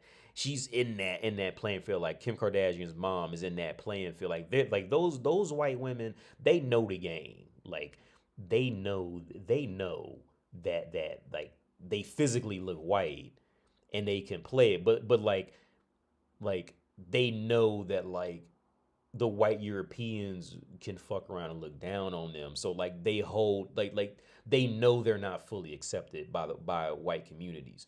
You see what I'm saying? In general, like they know that they'll be seen as like lesser once people know. Like was that girl Jamelia Musha Yava Yava? She's one of them. Like if you sit her down for real and talk to her, she knows that what I'm talking about. Like she can physically have the skin complexion for white, but she knows once she trickles off to them white worlds and they find out, like she'll be kicked out with the Browns. You know what I mean? Wait, Europe. Okay, here's the thing. Like, so Jam, I seen this thing where this black dude was comparing American racism. He said like, in the North. So for those of you who don't know America's history, the North was where the free black people were, and the South was where the slaves. And he was saying that in the North, the white people seen black people as equals, but they don't mingle with them. But in the South, the white people think they're better than the black people, but they'll mingle with them, right? Um, Europe's racism. I mean, and again, I got great friends here. I'm not trying to say every Czech or every European I've ever met. Like, there's some great people here for sure. But just the casual or even like ridiculous races. I got another story that happened to me, but I would say it's not too okay. I would say this: if it were not for North America putting that pressure on racism, it wouldn't be too far away from colored water fountains. Not too far away. If it weren't for America putting that fear into the world of racism is wrong kind of thing, Europe on a whole wouldn't be too far away from colored water fountains. I'd say it'd be about 10 years away from it. Let's say if America just fell down and died tomorrow, and there was no more pressure from America to like not be racist and love everybody and all that shit like that. Like it wouldn't take long before they'd have colored water fountains again. For sure. Because I got another story. I remember when I went to go get my trade license so I can teach, right? And I tell my Czech friends this, and they already knew how the story ended when I started telling it. I went in there, and the first ladies were cool, mostly because they already seen my passport and they knew I was American. And they told me, okay, yeah, go around to the other corner and speak with the other woman, right? And as soon as I go in there, like the woman starts yelling at me. So I yell back at her. And then she started speaking Czech because she thought I couldn't speak any Czech. So I started yelling back at her in Czech, and I stood up, and she goes, "Oh, passport," and she takes the passport and looks at it, and immediately calms down. And he goes, "Oh, prosím, můžete jít tam," and blah blah blah blah blah blah blah. And she immediately changed it. But here's the thing: when I tell my Czech friends that story, they finish the part after I said she see my passport. They literally finish the story for me, and it's sad because it's fucked up. Because what if my passport has said Zimbabwe on it? Does that mean that it's okay for her to talk to me like that? What if my passport has said Nigeria or whatever the fuck Botswana? What if my passport had said India on it? Does that mean it's okay for her to talk to me like that? Fuck no, right? But again, it's racism, but it's racism based off of the stigma of being a poor country. In men, and in other people, it could just be just pure, just flat out racism. Like, for example, like this one dude, he was saying some racist. So this is another racist thing in Czech Republic, right? That they don't know that I know. Like the gypsy thing, that's like calling the gypsies the N word or Romas the N word, whatever. Now, the other racist thing is that if you call like a black man black, that's racist in their language. You don't say because black is churny. Churny. C with the ch on it. It's Cerny. That's how you spell black. But you pronounce it churny because we're the only ones that say R's like an R. Everybody else says R like an L. So they say churny. So if they say like a churny man, like or churny mooj is like churny man, is a black man. That's like borderline racist in their language. So instead, they always say a man who's not white. Like that's how they get around the racism, like in their language. But they don't know that I know that, right? So I remember I was sitting down, you know, with my son outside of Tesco, and I was feeding him something, in the baby stroller. This was a while ago, and this older Czech dude sat down next to me and starts talking to me, right? And and and and and he was just like chilling, whatever, and he called me chill, like he was saying, see Churney Mooj and all this Mooj, whatever the fuck. He said Churney, but he didn't know that I know that was racist, right? And I could tell that's just how he talked, like he was just like a 1950s white dude kind of thing from the South, like it's just how he talked. So I wasn't like mad about it because I could tell it was genuinely just him, but I knew. Kind of same thing like in America, like if they call you boy, like I was telling my wife about that. Anyway, that's enough of that. How do you think your relationship with your ex-wife would turn out with your current self versus old self? How do you think your relationship with your ex-wife would turn out with your current self versus old self?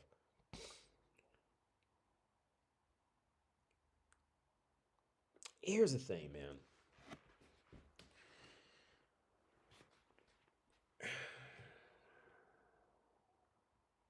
I think we could probably get along a bit longer, mostly because now I know to not ever get married or fully live with a woman ever again. And to be honest, we really didn't get into like a lot of like really bad fights. It was always be over something like little, but like my thing is to stop it before it gets big. But I mean, it's really impossible to say. Um, I don't know. To answer your question, I don't know. They said Karl Marx Communist Manifesto was a change that started that started the American Civil War because Marx said everyone must be equal. I mean, Karl Marx was more he was more of a philosopher than when it comes to this, he was more of a philosopher. And then that's really what communism really was on a whole. It really was just it was a philosophical take. And the only reason why it ever took off was because Russia rushed it. Okay, in fact check me if I'm wrong. But how communism started was because Russia was doing so poorly. Um, they were just doing poorly overall. Like they had very low literacy rates. And when I say low literacy rates, I'm not talking just reading stop go. I'm talking about like reading more than a sentence and actually being able to comprehend it. Russia had incredibly low literacy rates. And see, these are the gray zones of where they try to fight. Like a Russian person will try to fight back and say, "No, we got 95% literacy rate." No, like no, okay, like yeah, technically, if you know how to read, start you can read. But like when I mean literacy, I mean actually reading a page and then being able to compare and contrast parts in that page. They had a severely low literacy rate. Russia was like extremely bad. I was read like, cause I still have the Maxim Gorky book where he was talking about it, and I always reference that. He was saying how he was comparing how I can't remember the exact measurement he was using, but he was measuring how Britain would make like I don't know, like let's say like 14 bushels of food or whatever, and then he would say like continental Europe would make like 9 bushels and Russia would have like four for like a population that was like twice of all of Europe's kind of thing. Like Russia was like just in a shit position. Their education was dog shit. Their literacy rates were dog shit. Their ability to make or do anything has pretty much always been dog shit. Um, so what happened was okay, and like I said, the last part where Gorky leaves off, and this is what made me take that book out the library, and I kept it. It was free, but I just kind of I didn't even know who Maxim Gorky was. I just like skimmed through it, and I read this. I stumbled on this exact page. He said, at this rate, like it's a shame. It's shameful what how Europe treats Russia.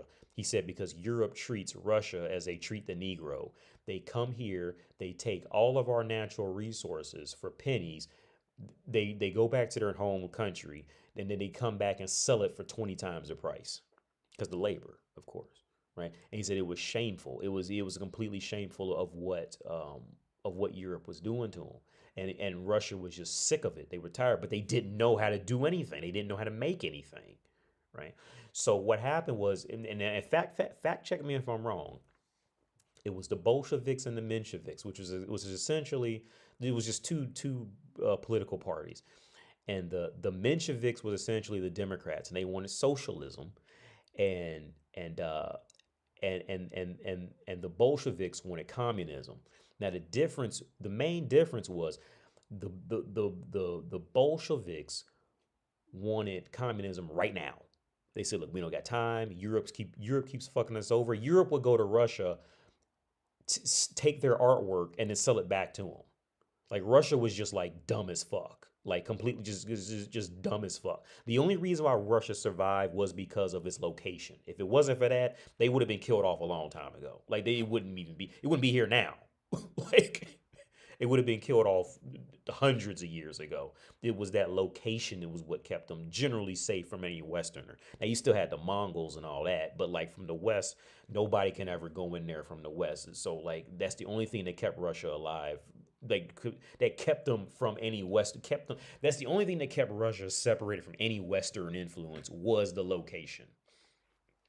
So anyway, so long story short, back to the Bolsheviks and the Mensheviks. The Mensheviks wanted socialism, but they knew they knew they had to ease it on the people because the people just people don't change that quickly overnight. It's never good to do that.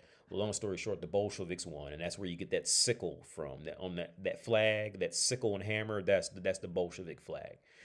And and what ended up happening with communism was the customer ended up being the government and not the people. So like when houses needed to be built, well, they would just have they would have like just a terrible sense of regulation, terrible sense of build quality.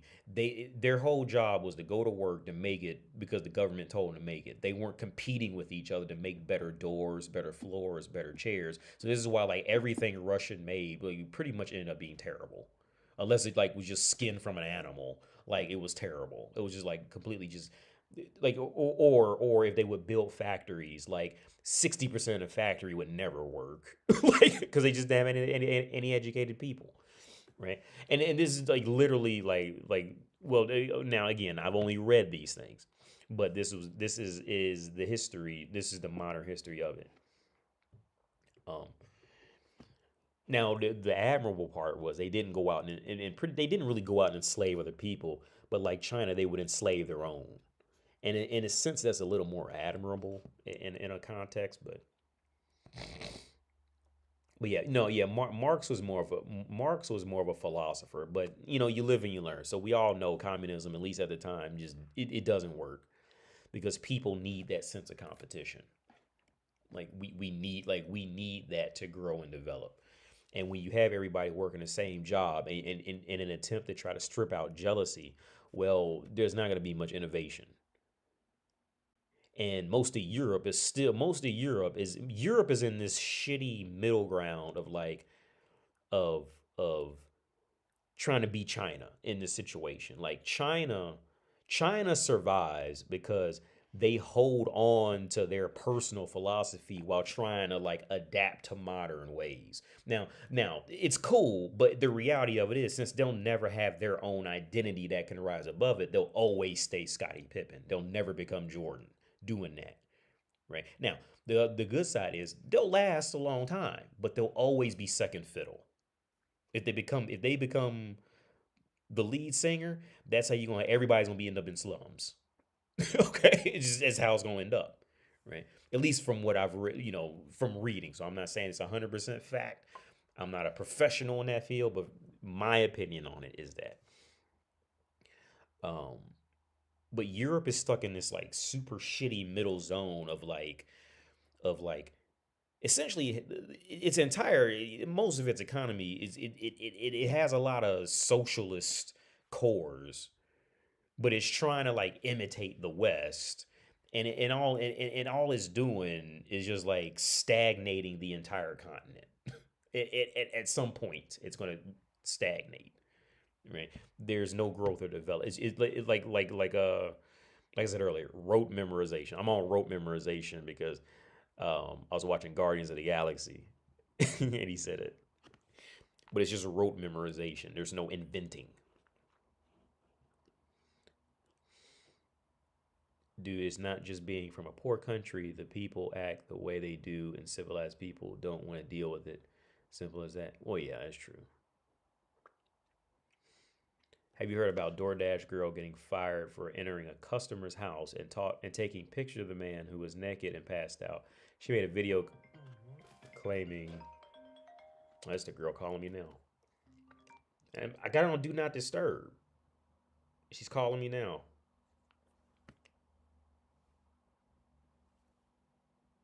And everything. Something's wrong with my Apple shit, man. Like it's literally on. You see that? It's on Do Not Disturb. You see that? Where's it at? You see that moon sign up there? That moon. Where? It means do not disturb, and it just something's wrong with my Apple shit. It still ring. It still rings.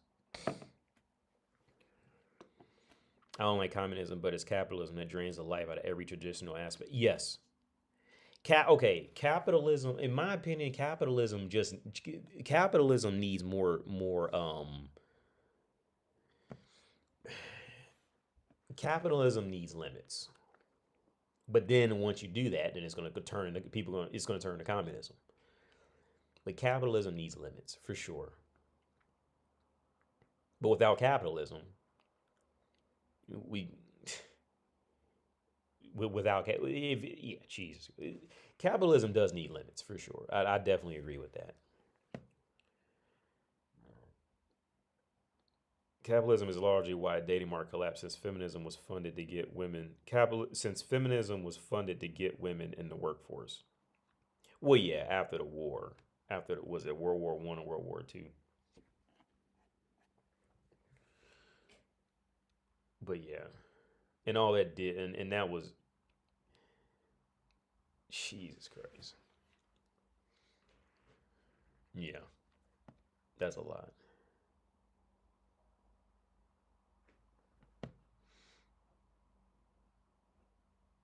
No, but DoorDash girl. No, I didn't know anything about DoorDash girl. She went to somebody's house and took pictures and said she was sexually abused.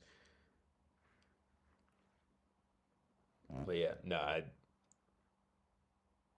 In your opinion, has America been innovating or just scamming their own people for the next dollar?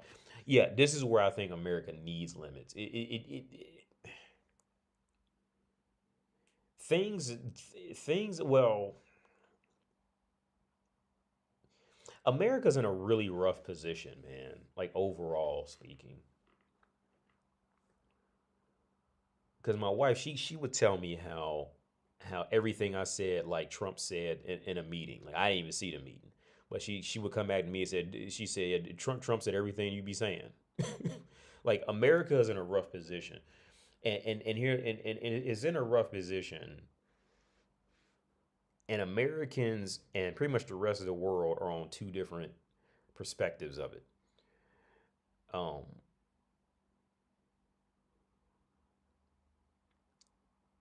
America is will continuously be drain dry.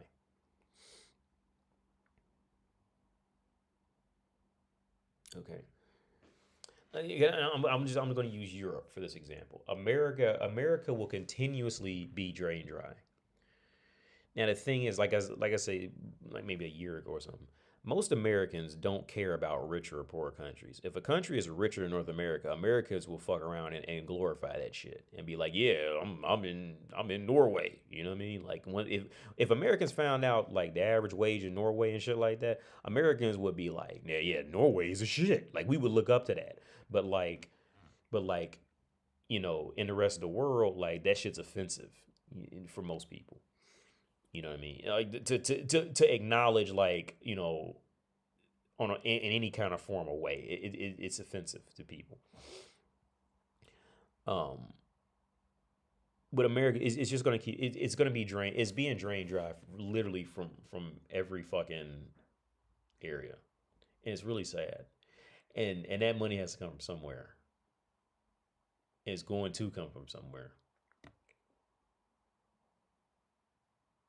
Say the problem with capitalism is that it's based on infinite growth. The U.S. is experiencing now that the people are almost maxed out on productivity, so companies are turning to AI. Well, yeah, AI. Well, okay, I was talking to my dad and my wife about this. First off, I say COVID just sped everything up. Everything was always in this position. You see, like these finance, like this financial situation in the world, everything. This was always the reality. It was just trickling that way. COVID, when the world pretty much shut down for what, like about it, the world pretty much shut down and didn't get back to like anywhere near full capacity for about 2 years. Because people were getting laid off, half staff, work from home, all this bullshit, right? Like it still never really got back.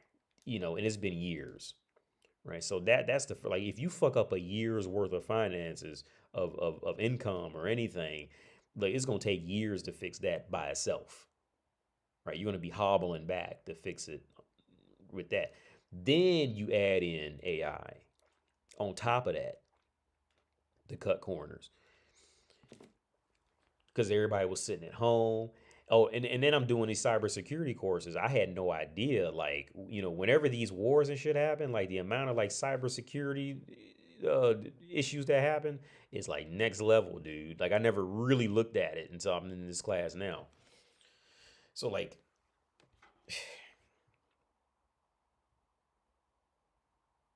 what was I talking about? Yeah, but AI, like AI is just here. There's no going back to life before it. There's no going back. It's over. So now I think people really got to ask themselves the question: okay, are we really going to work because people have to do it, or are we going to work because this is just this is the only thing we know on a social level, on a socioeconomic level? Is like you have to go to work for blah blah blah hours and all this. Like, I think these years are going to be a very important these are going to be very important in history books like 100 years from now, for sure. Could you imagine like the history books that are going to talk about this period? Like they're going to have a whole name for it and everything. um yeah,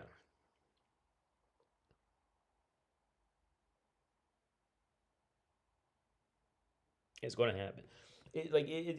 I don't see a way it won't happen, because no matter what law you're going to make, somebody's going to find a way around it for more money. And then on top of that, you got social media pushing, people to get more greedy. And then people are sharing. And see, here's the thing with the sharing things on social media. See, these like how to hack shit and all this stuff like that, or like these like websites of pirate games or whatever, right? There's a website always going to be ready to give you some kind of information that's illegal or whatever, right? And they'll always be there. You want to know why they'll always be there? At least, well, okay, why they've always been there. They may die out, in the future, but they'll always be there because there's always some guy or girl who who will do it, who will make these websites and do something illegal strictly so they can put it on their CV, on their resume, to get a great job. There's people who legit do it like literally just for those reasons. They will go out and practice breaking into banks and all this shit to get jobs in these fields, to get a job in it. Like the movie Catch Me If You Can. There's people who do that shit for real, literally with that intention, because they know they would never get a job the regular way of just applying for a job. You see, they like so any website you see where back in the day it was like pirating music, but now you can pirate games, pirate movies, all this stuff. Like they'll do these things like literally like they're not doing it just because they're sitting at home and bored with nothing to do. Like they've got a goal set in mind. But yeah, but like I said, but with AI now, you can literally make a website with just the AI prompt. Like I don't know where it's gonna head. I'm not scared or anything. Um, I'm interested, but I have no idea where it's going to head, honestly. I understand the easiness of AI, but I do love the possibility of everyone having their own Jarvis. I think eventually it'll replace conventional search engines. Oh yeah, it really. I don't see. I'm sure it will. But now it's like I'm sure it will. I think now the biggest problem is just the legalities behind it. Because the first thing I was hoping for with AI was it to like just if I could just tell AI to just reply to an email if it gets sent by this sender and then say and just agree with them or whatever. Like that's what I'm. But I'm sure like there's legalities of privacy and all that has to be fixed and filtered before they can actually apply it. You know what I mean? But I'm sure it is definitely going to happen. But here's the thing: the only thing that I am scared for is this, Because I've been essentially pretty much retired since I was like in my 20s. So I had to live with myself. And living with yourself is not super easy. You have to learn how to live with yourself. Just sit, and just make your own day and, and live your own life. These guys on social media make it look cool. They just sit with their feet up at a desk all day and just look out the window. But like to really live with yourself is really, that's a no whole nother full time job. And what I'm afraid of is now what I am afraid of, because most people don't know how to live without being told what to do. Most people you're going to meet have to be told what to do and what to do, what to think, what to feel. Because most people just do not have it. Now, if we get to the point where we have like full on robots and shit that can just do everything, like, could you imagine how many 600-pound motherfuckers will be born out of that? Like, imagine how many 500 and 600 pound people out, will be here now because they don't have to do anything.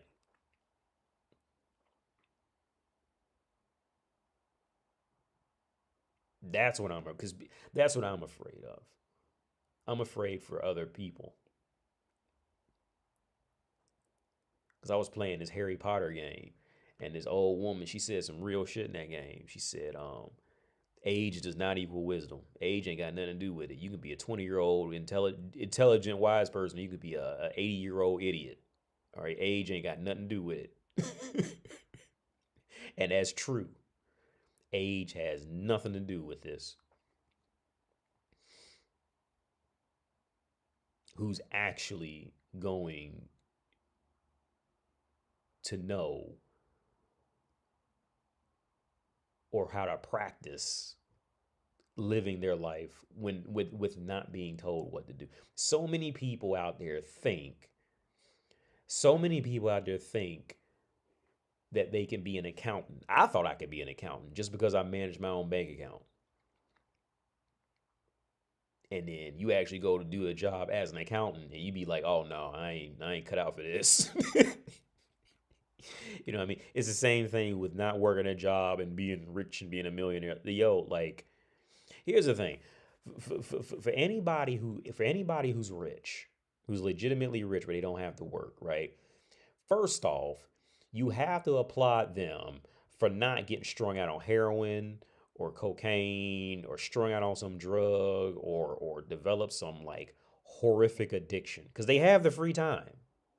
For any adult who has free time, completely free time, right? Like they don't have to worry about going to work and all this stuff like that.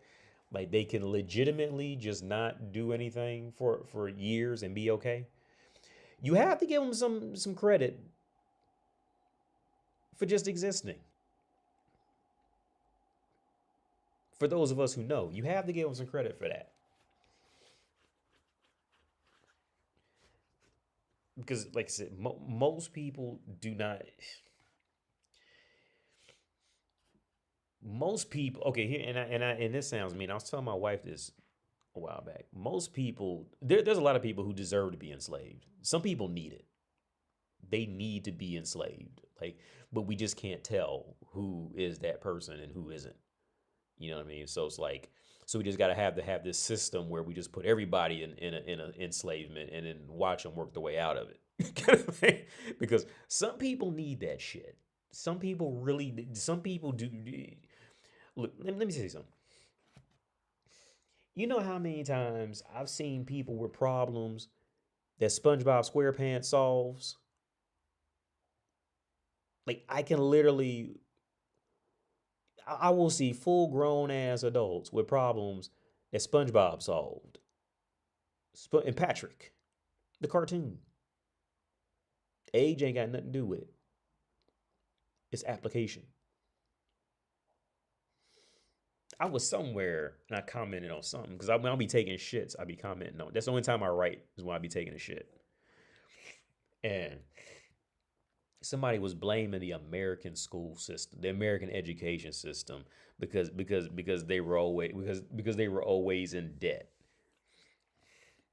I said, okay, and here's the thing, like blaming, like no.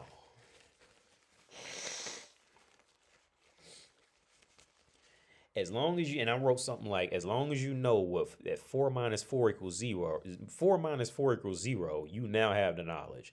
Now that is personal responsibility to incorporate that in real life.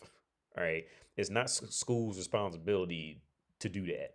Now, schools, it should be a school's responsibility to teach you more about, saving and the realities of the philosophy of money and where it came from, and focus on that a little harder, I think. But when it comes, but when it comes to you having $30, or you having $20, and you choose to go out and spend it on something on fast food or DoorDash or something like that, right? That's on you. And we're going to talk about you broke later. That's on you. That's when me and my wife fell out, and that's why I kicked her out. It's the same old story, man. Same story with every woman. She done blew all her money. And here's the thing. This is a silly shit that she'll do, right? Because I always live frugal. I've always, you know what's funny? When I was a little kid, I used to have my mom and dad buy me Jordans and buy me like basketball jerseys, right? And even when I tell my dad this story now, we laugh about it, because when I got my first job working in the mall, I was making like minimum wage. And when and he asked me, well, why did you buy jerseys? I said, I'm not spending my money on football jerseys. When I got my first job, I would buy button-up shirts and khakis and Air Force Ones. But button-up shirts and khakis, I would never buy any of that anymore, right? I was always a person who would I would always try to find a deal on something. Not like the Chris Rock character where he would try to buy like one rib from a restaurant type of cheap. I wasn't like that, but like if I did spend a lot of money, it would be something good kind of thing. Now, where my wife is kind of confused, like we're with most women, it's not just her, and I try to tell her it's not just her. This is what women do. She might see me spend a lot of money on one thing, right? Or see me when I got a good deal on one thing, and then she thinks all of life is getting ready to just be like that, right? And then so she'll start spending all her money on something. Right? I remember she bought a pair of Nikes one time. She spent about $100. She spent about $150 on them shoes. I went back and got them shoes at half off. They went on sale. I got them motherfuckers half off. I didn't spend that much money on them shoes. Right? And then she'll wait. So I think once she kind of caught on to that, she let that go. But then now what she's doing is this, right? So like I'll go to Bila. There's this grocery store called Bila here. Now Bila's expensive. It's a little more expensive than the other stores, but Bila sells these fresh chicken wings, right? You get like 8 chicken wings for like $2, right? So I always go there to get the fresh. I mean, they fresh hot, and they's in the deli part, right? I go in there like I cut my expenses down. I be waiting for my son to get out of school. I gave me about some $2 chicken wings and some apple chips for about $1. I got my expenses cut, and so I always be getting them wings. I be out. She too good for them wings. She don't be fucking with them wings. She go get some sandwiches. she too good for them wings, right? Until she did, and how I can always find that she done ran out of money, because now she go out there and get them wings. Now she's like, Bila wings tastes good. That's how I know she done ran out of money. She started buying store brand shit now and Bela Wings. I be buying all Tesco brand shit. The fuck you talking? I buy my clothes on Vinted. I be buying my clothes secondhand now. I be buying all that. I mean, I be cutting. I've done enough with my life to either know how to fix up what I buy for cheap or to work with it. I've already accomplished so now I know. So I know. Here's the thing. I know how to go. Now I know how to go out and get a secondhand suit off Vinted, and then just go get it tailored to my body, and it's perfect, right? Like I know now. Like now I know. So like I don't buy any used clothes. I mean I don't buy mostly any new clothes. It's just expensive. I be cutting corners. But then I'll just go out and just buy a random pair of AirPods for $300. You know what I mean? So like I see how she can get confused with that.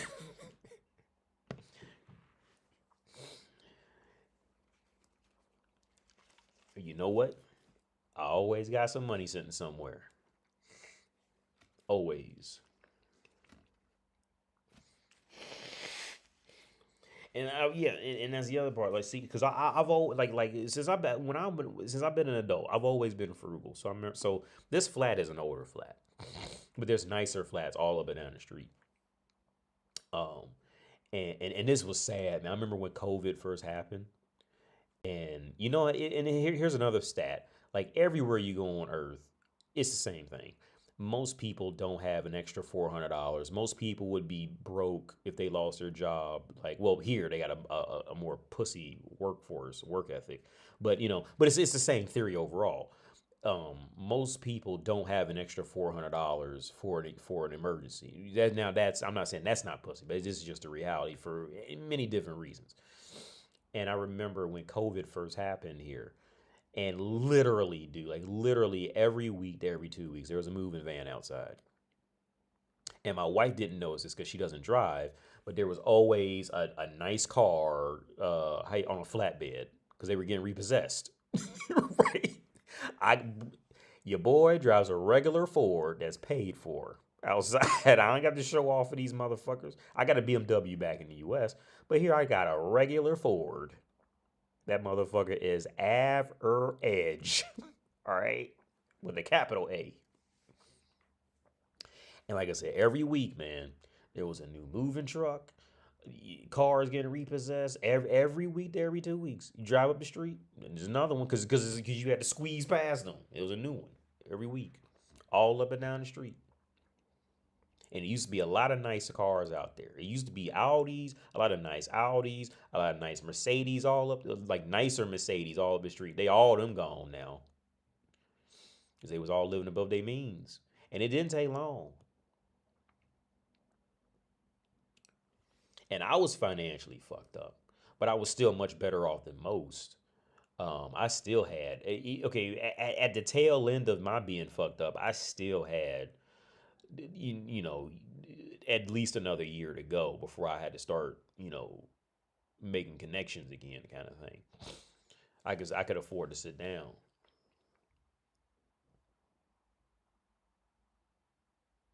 But yeah, man, I've always since I've been an adult, I've always valued the knowledge of knowing I could just sit down and do nothing if I wanted to. Like I've always valued my peace in that over anything else. Like I want to be able to sit down. I will not stop until I have the knowledge of knowing I can sit down and jack off the porn whenever the fuck I feel like it. Right? That is like my drive in life. Right? Is jack is just I right now just pull out my dick and start jacking off. Can't nobody say nothing. It's my place. It's jack off everywhere. Jack, jack, jack, jack, jack, jack. Wherever if I just feel it, just because I feel like it, right? That is my driving force. Either that or playing video games. Those two are my driving forces of why I am the way I am. All right.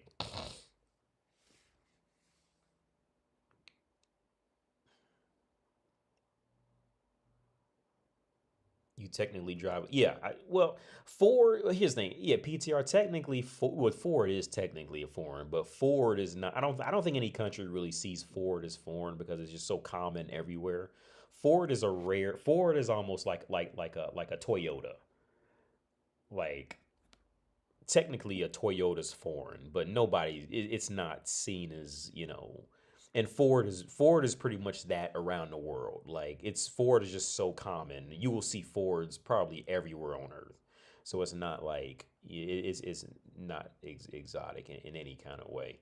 Any kind of Ford, maybe a Mustang or something like that, but over here that's a little more exotic, but yeah, I would say Ford and like Toyota is in that same boat where they'll be everywhere. I want to get either Roger Staubach or Terrell Owens cowboy jersey, but I'm cheap. Word up. You have to be at peace with yourself to live with yourself. Most people need the distraction of job and sports and events of other people. Yeah, yeah.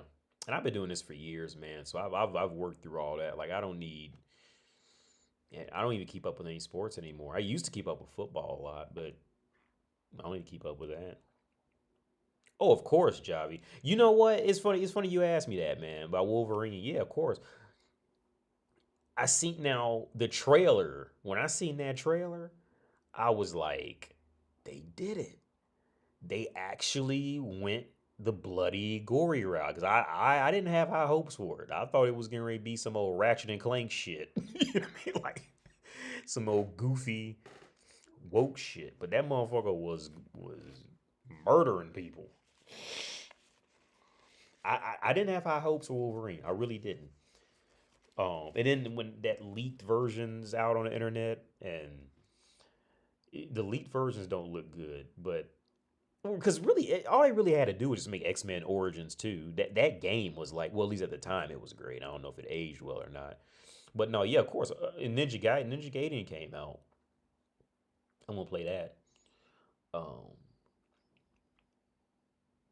yeah. Well, yeah, of course, Jobby. Yeah, definitely.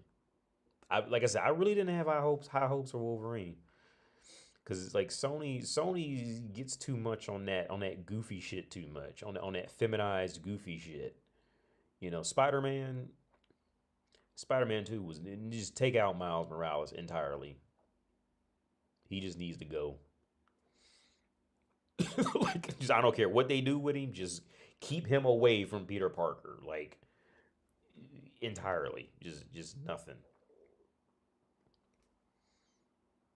Now, I think a huge missed opportunity in that Spider-Man 2 game was when when Mary Jane had got the symbiote. If they had made Mary Jane Carnage, I think that was a complete missed opportunity. They should have made her Carnage, and then it would have gave that real sense of like, oh shit, like Peter's alone. And he's got to fight on it, he's because he keep trying to force this old Spidey team up bullshit. You know what I mean? Like, and that's not what Spider Man became popular because he was always alone. He didn't have teammates and all this old goofy shit. Everybody knows that this motherfucker will literally swing all the way back. Well, he did that in the cartoon show, but he swing all the way back home and don't nobody know who this motherfucker is. We ain't seen Peter in 3 months. Next thing you know, Spider Man done swung into town. Now Peter walking around saying hi. Like nobody put that shit together at all. Like, but yeah, yeah. I thought that was a huge miss. But the overall the game had more reason for staying. I thought because the first Spider Man game it looked great and it played great, but it was just like 90% filler bullshit. Um, I was really let down by the first. I was impressed and let down at the same time because it was just the shocker fight was cool, but after like the first game was just 90% filler bullshit, and that's the problem with Sony games. Like they just do that just to make the playtime longer. Like I still can't play God of War Ragnarok. I can't do it. I want to, but I just can't. I'm not playing 40 hours of of that shit. It's too much. Okay. I'm just not doing it. And then the conversations are worthless. Just don't. I can't play it. I barely made it through the first new God of War. with the axe. I barely, and I mean, I struggled getting through that. I can't do Ragnarok. I tried twice, and I deleted it both times.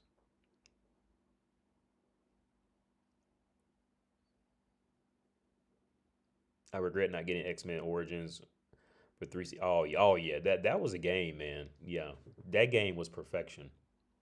Was as good as you can really get. I thought they really just should have made The Last of Us, but just make it do with claws, like how The Last of Us played. Um, I think that really would have been a great game. I don't know Hellraiser. Let's look that up. Hellraiser.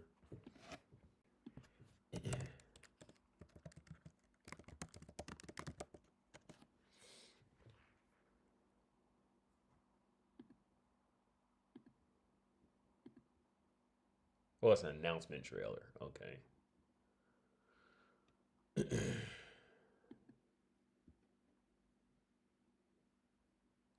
Hmm. I never seen the movie. I know the look, but I don't know what it is though. The thing I can't stand about Western entertainment is a feminization of men. There are no badass male heroes. Yeah, yeah. It's either that or it's just like that stereotypical white guy that they just always like a Chris Hemsworth. It's just that constant stereotypical. Just in Western media. Like that's why I can't play Nathan Drake. Uncharted, the fourth one, I think is the fourth. No, that's on PC. I can't play it. I just can't stand him. I literally cannot stand Nathan Drake at all. This is annoying. I could play the Indiana Jones game, but the game just wasn't that good in my opinion. Um, the only Drake's Uncharted I can play was the one with the two girls. That was the only one that like when I played it, I was genuinely interested in it. I just can't do Nathan Drake. I like I got to let me see. I was playing the fourth one, and I had quit right about where I quit when it first came out. No, I beat it the first time it came out on PS4, but I was playing on PC this time, and I quit when I got into that big house where it was rich people. It was an auction house. And I just couldn't stomach it anymore. I don't like his personality. It's just that typical cookie cutter. It's almost like Ubisoft levels of bad. They're just like this stereotypical like they just don't like my I have an opinion. I have a theory that the entire industry was pretty much dependent on Rockstar Games to make anything. Because have you noticed, has anyone else noticed, since Rockstar pretty much quit making any other game except for Grand Theft Auto 6, since they took that huge hiatus from making games, almost the entire gaming industry has been frozen. Has anybody else noticed that? Or is it just me? Like literally like the entire like unless it was like a niche area like I love Bayonetta. I think Bayonetta's are great. I loved every Bayonetta. The action is just like there's no other game that does action that well. Now it is a little out there, but it those games get difficult. They're pretty hard games. Like once you get into it and get into it for a while, like in the end phases, like they get like hard. Like you're gonna die a lot in Bayonetta games, but it doesn't play like that up front. Up front, it's just they have a good. That's one of the few things that like I've seen Japanese or just in general Asian developers do well is that they do know like environment and pacing well, and that game does have a good. It's not just difficult just for the sake of difficulty. Like it does like ease up into it, and it's genuinely fun. But overall, like unless you find like these little niche developers like that, the entire gaming industry has just become there's been literally zero growth, Virtually, I say virtually zero growth. That's that was actually worth it, right? I have my conspiracy theory is that once Rockstar comes, well, who knows? Maybe Rockstar might be stuck too. But my conspiracy theory is that when Rockstar comes out and then they do something, then other people will start getting to grow courage to try new things. But until Rockstar does it, no one, everybody else is gonna play it extremely safe, extremely safe. There's been I don't remember any game.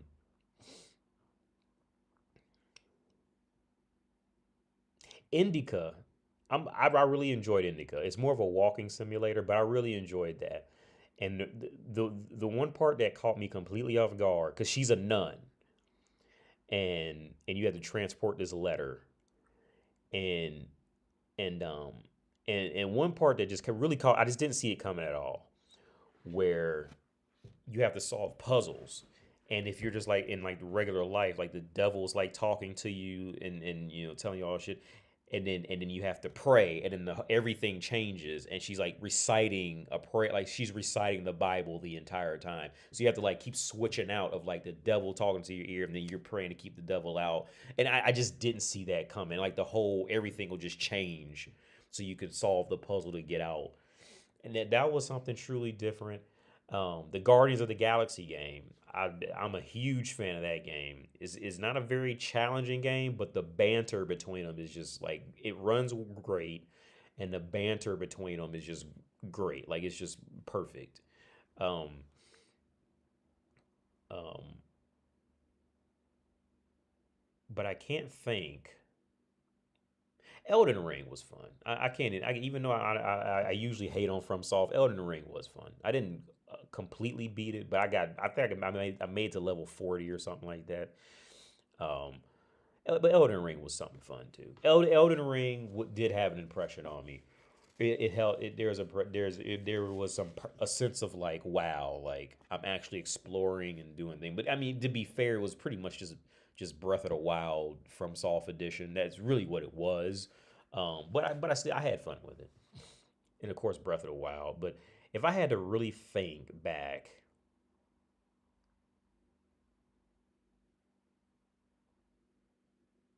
on games like God of War could be, I think God of War just completely overstays its welcome. It overstays it. It completely overstays its welcome.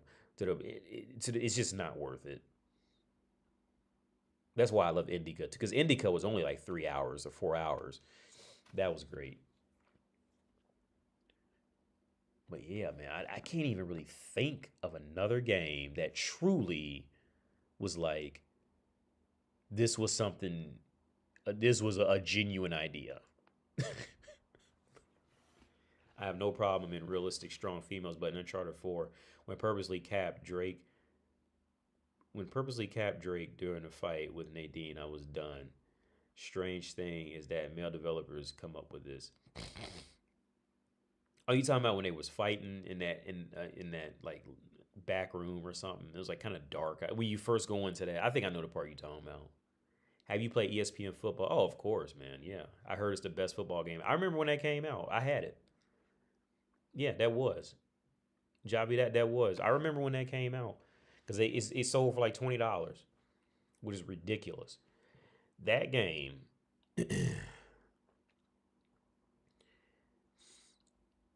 it it it was. I would say it was the best football game ever made in terms of genuinely being football.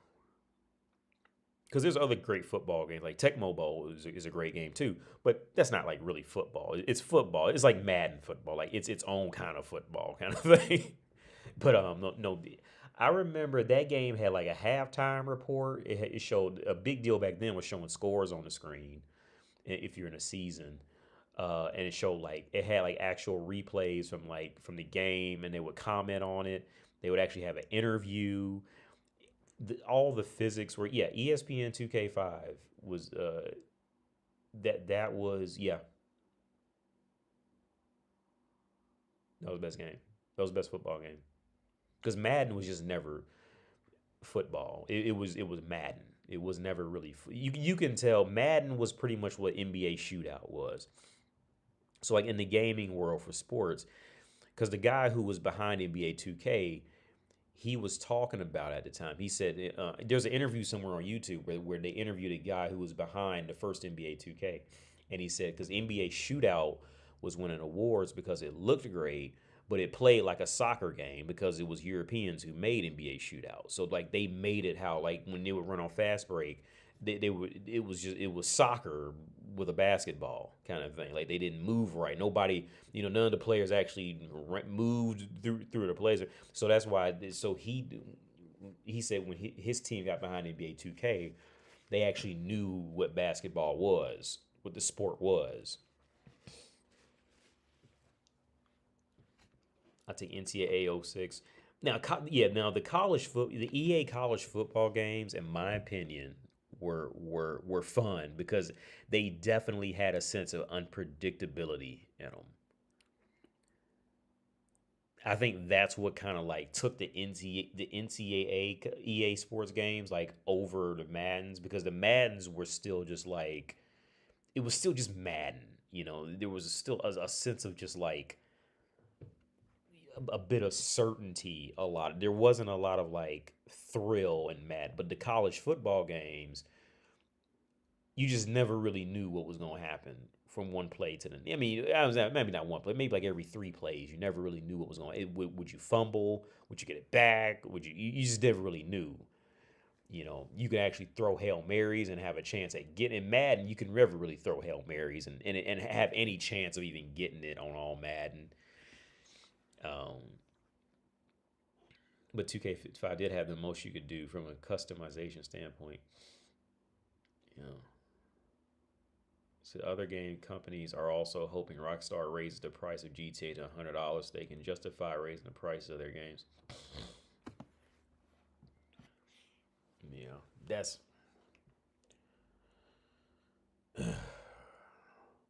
sad. That's sad how Rockstar. Like I said, that's my opinion. I think Rockstar is pretty much the Michael Jackson of Rockstar is the Michael Jackson of video games. Like everybody's just either trying to follow it or like poorly imitate it in some form.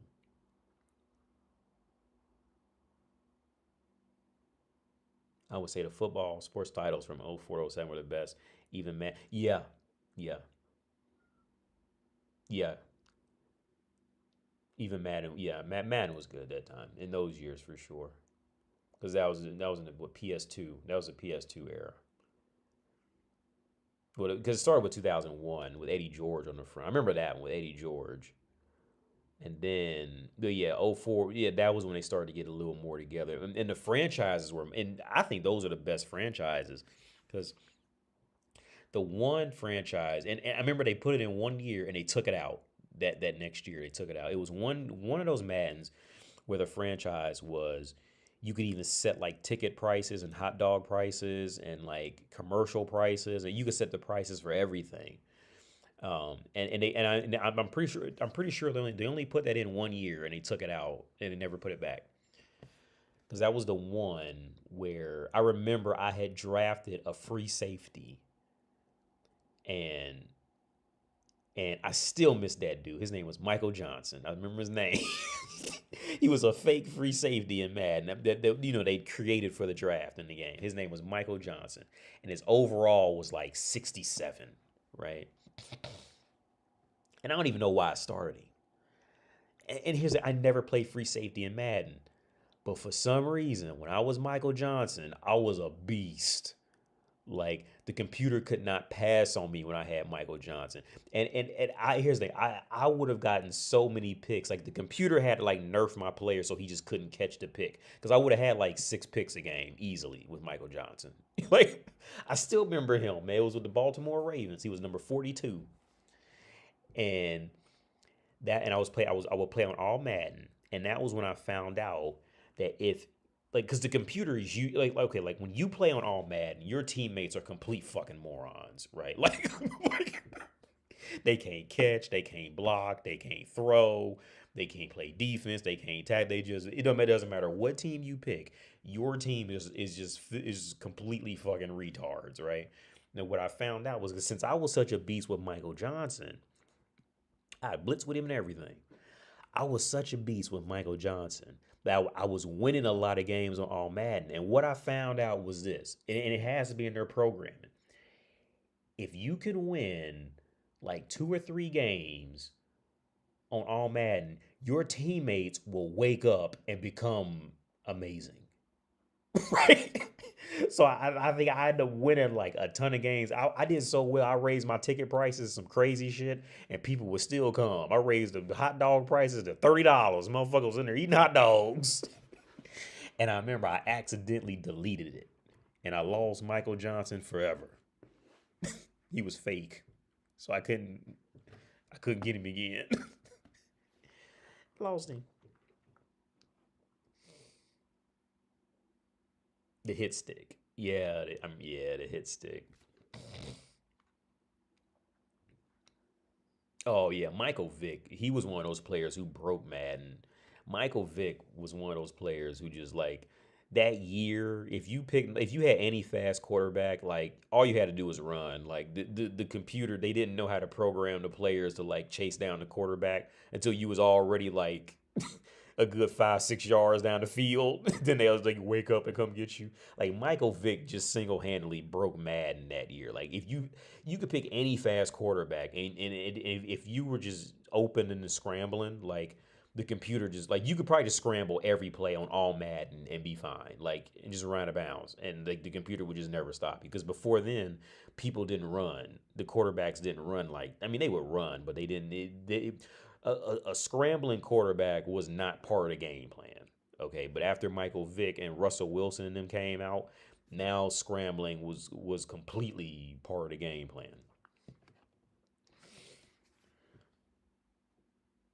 More than any other industry, the gaming industry needs to collapse. It's the only way to breathe fresh air and innovation back into the medium. I also think Japan and China will dominate the industry. Well, I heard the Middle Eastern motherfuckers are buying up a lot of. Didn't they buy EA Sports or something like that? It's somebody here mentioned that. Maybe it was you, Eric. I can't remember. Yeah, I barely remember that the radio. I barely remember that. I remember playing NFL Blitz back in the late '90s. I would play with the Ravens and average about 20 sacks a game with Ray Lewis, man. That if you man, have you watched the tape? Like, it never gets old watching. Like, it would be an honor to meet Ray Lewis. That dude was, he is amazing, man. Like that.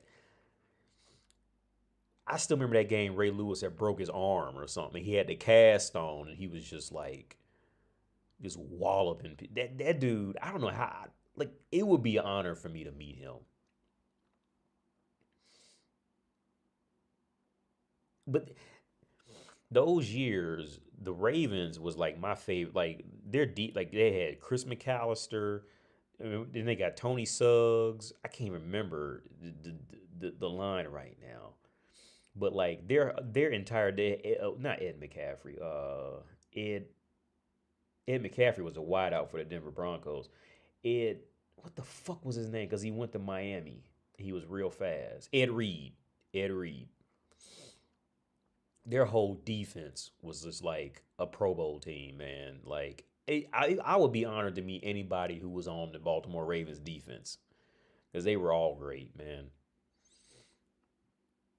Oh yeah, the clip. Yeah, when Chad. Yeah, he tried to blindside Ray Lewis, and Ray Lewis didn't even know he was there. He just like kept moving.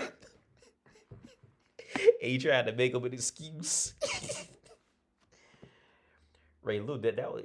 That was a different. And you know what also made Ray Lewis great? Not just because he was just great too. I mean, he was great one. Because remember Odell Thurman for the Bengals? Like the Bengals had some real good defense people, but they would always get in trouble. And Ray Lewis, I'm sure Ray Lewis got in trouble from time to time, but Ray Lewis played every game, man. Like he wasn't some old heathen in that regard. Like that was his thing, you know. There's multiple reasons why it'd be an honor to meet Ray Lewis, man. Multiple reasons. Because Odell Thurman was one of them dudes too. He would just He was just a big, hard hitting linebacker. Yeah, they bought. Yeah, Saudi Arabia. They bought EA for 55 billion.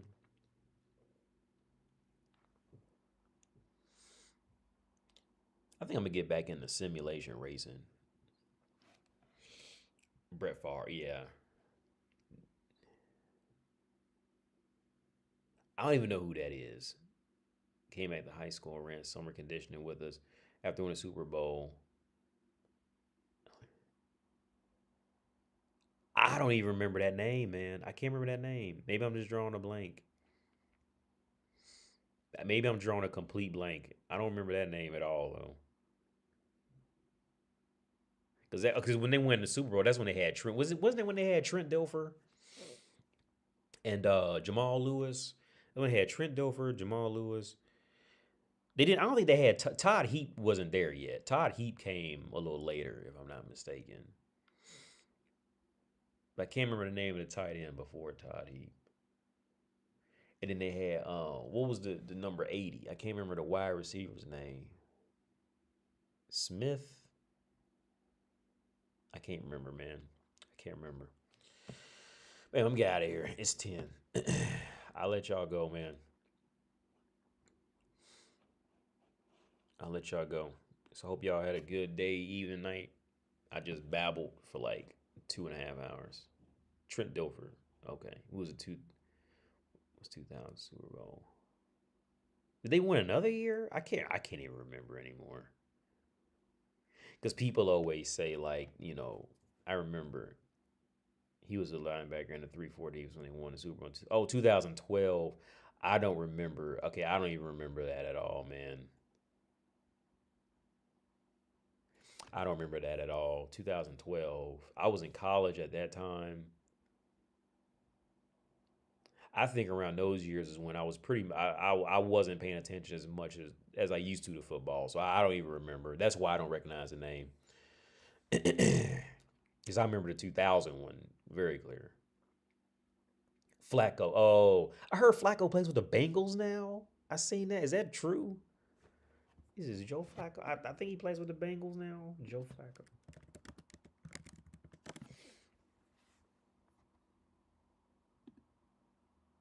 Oof, I can't even Google.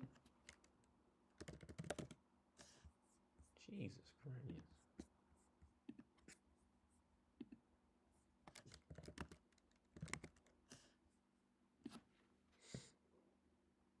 Is he with the Bengals? He's with the Bengals. Get the fuck out of here.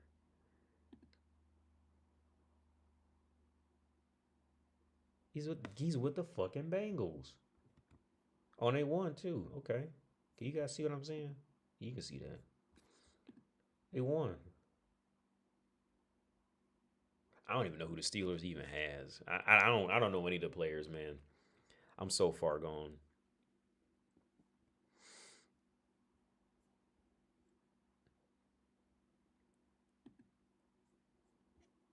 I'm trying to see individual, not just. Oh, let's do this.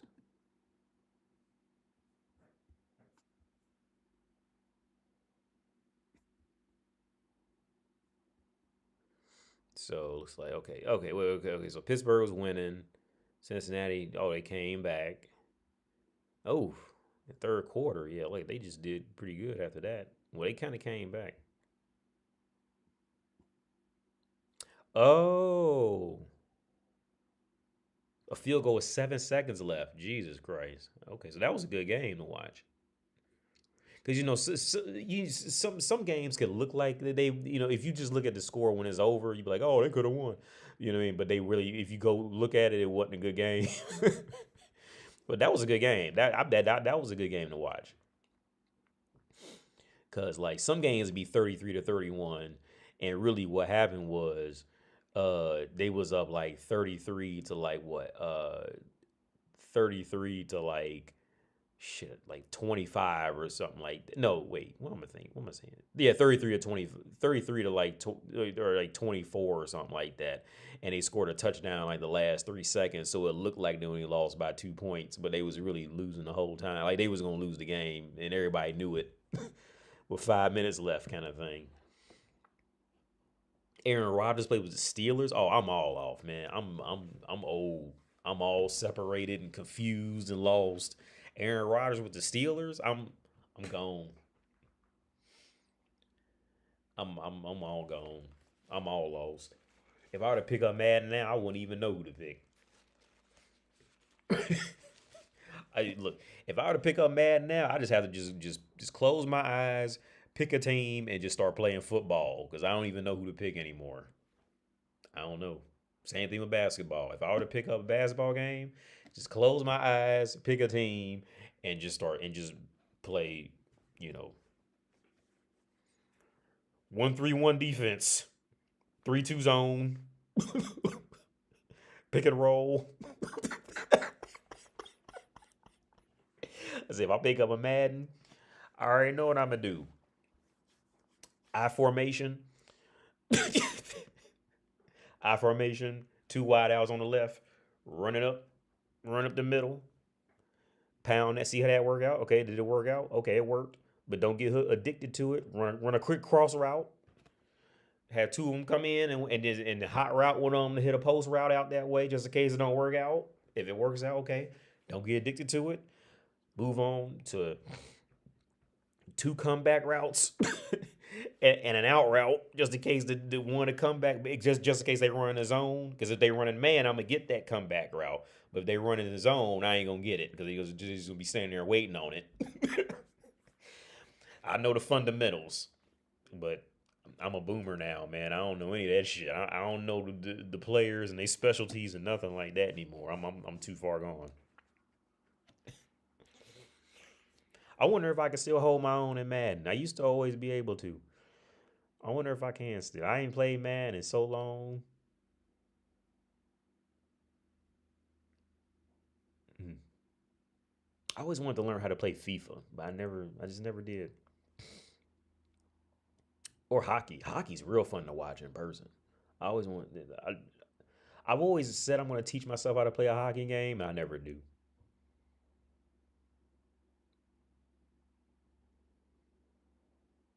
But yeah, I'm gonna let y'all go, man. Y'all have a good day, night, whatever time it is, and I catch y'all later, man. Peace out.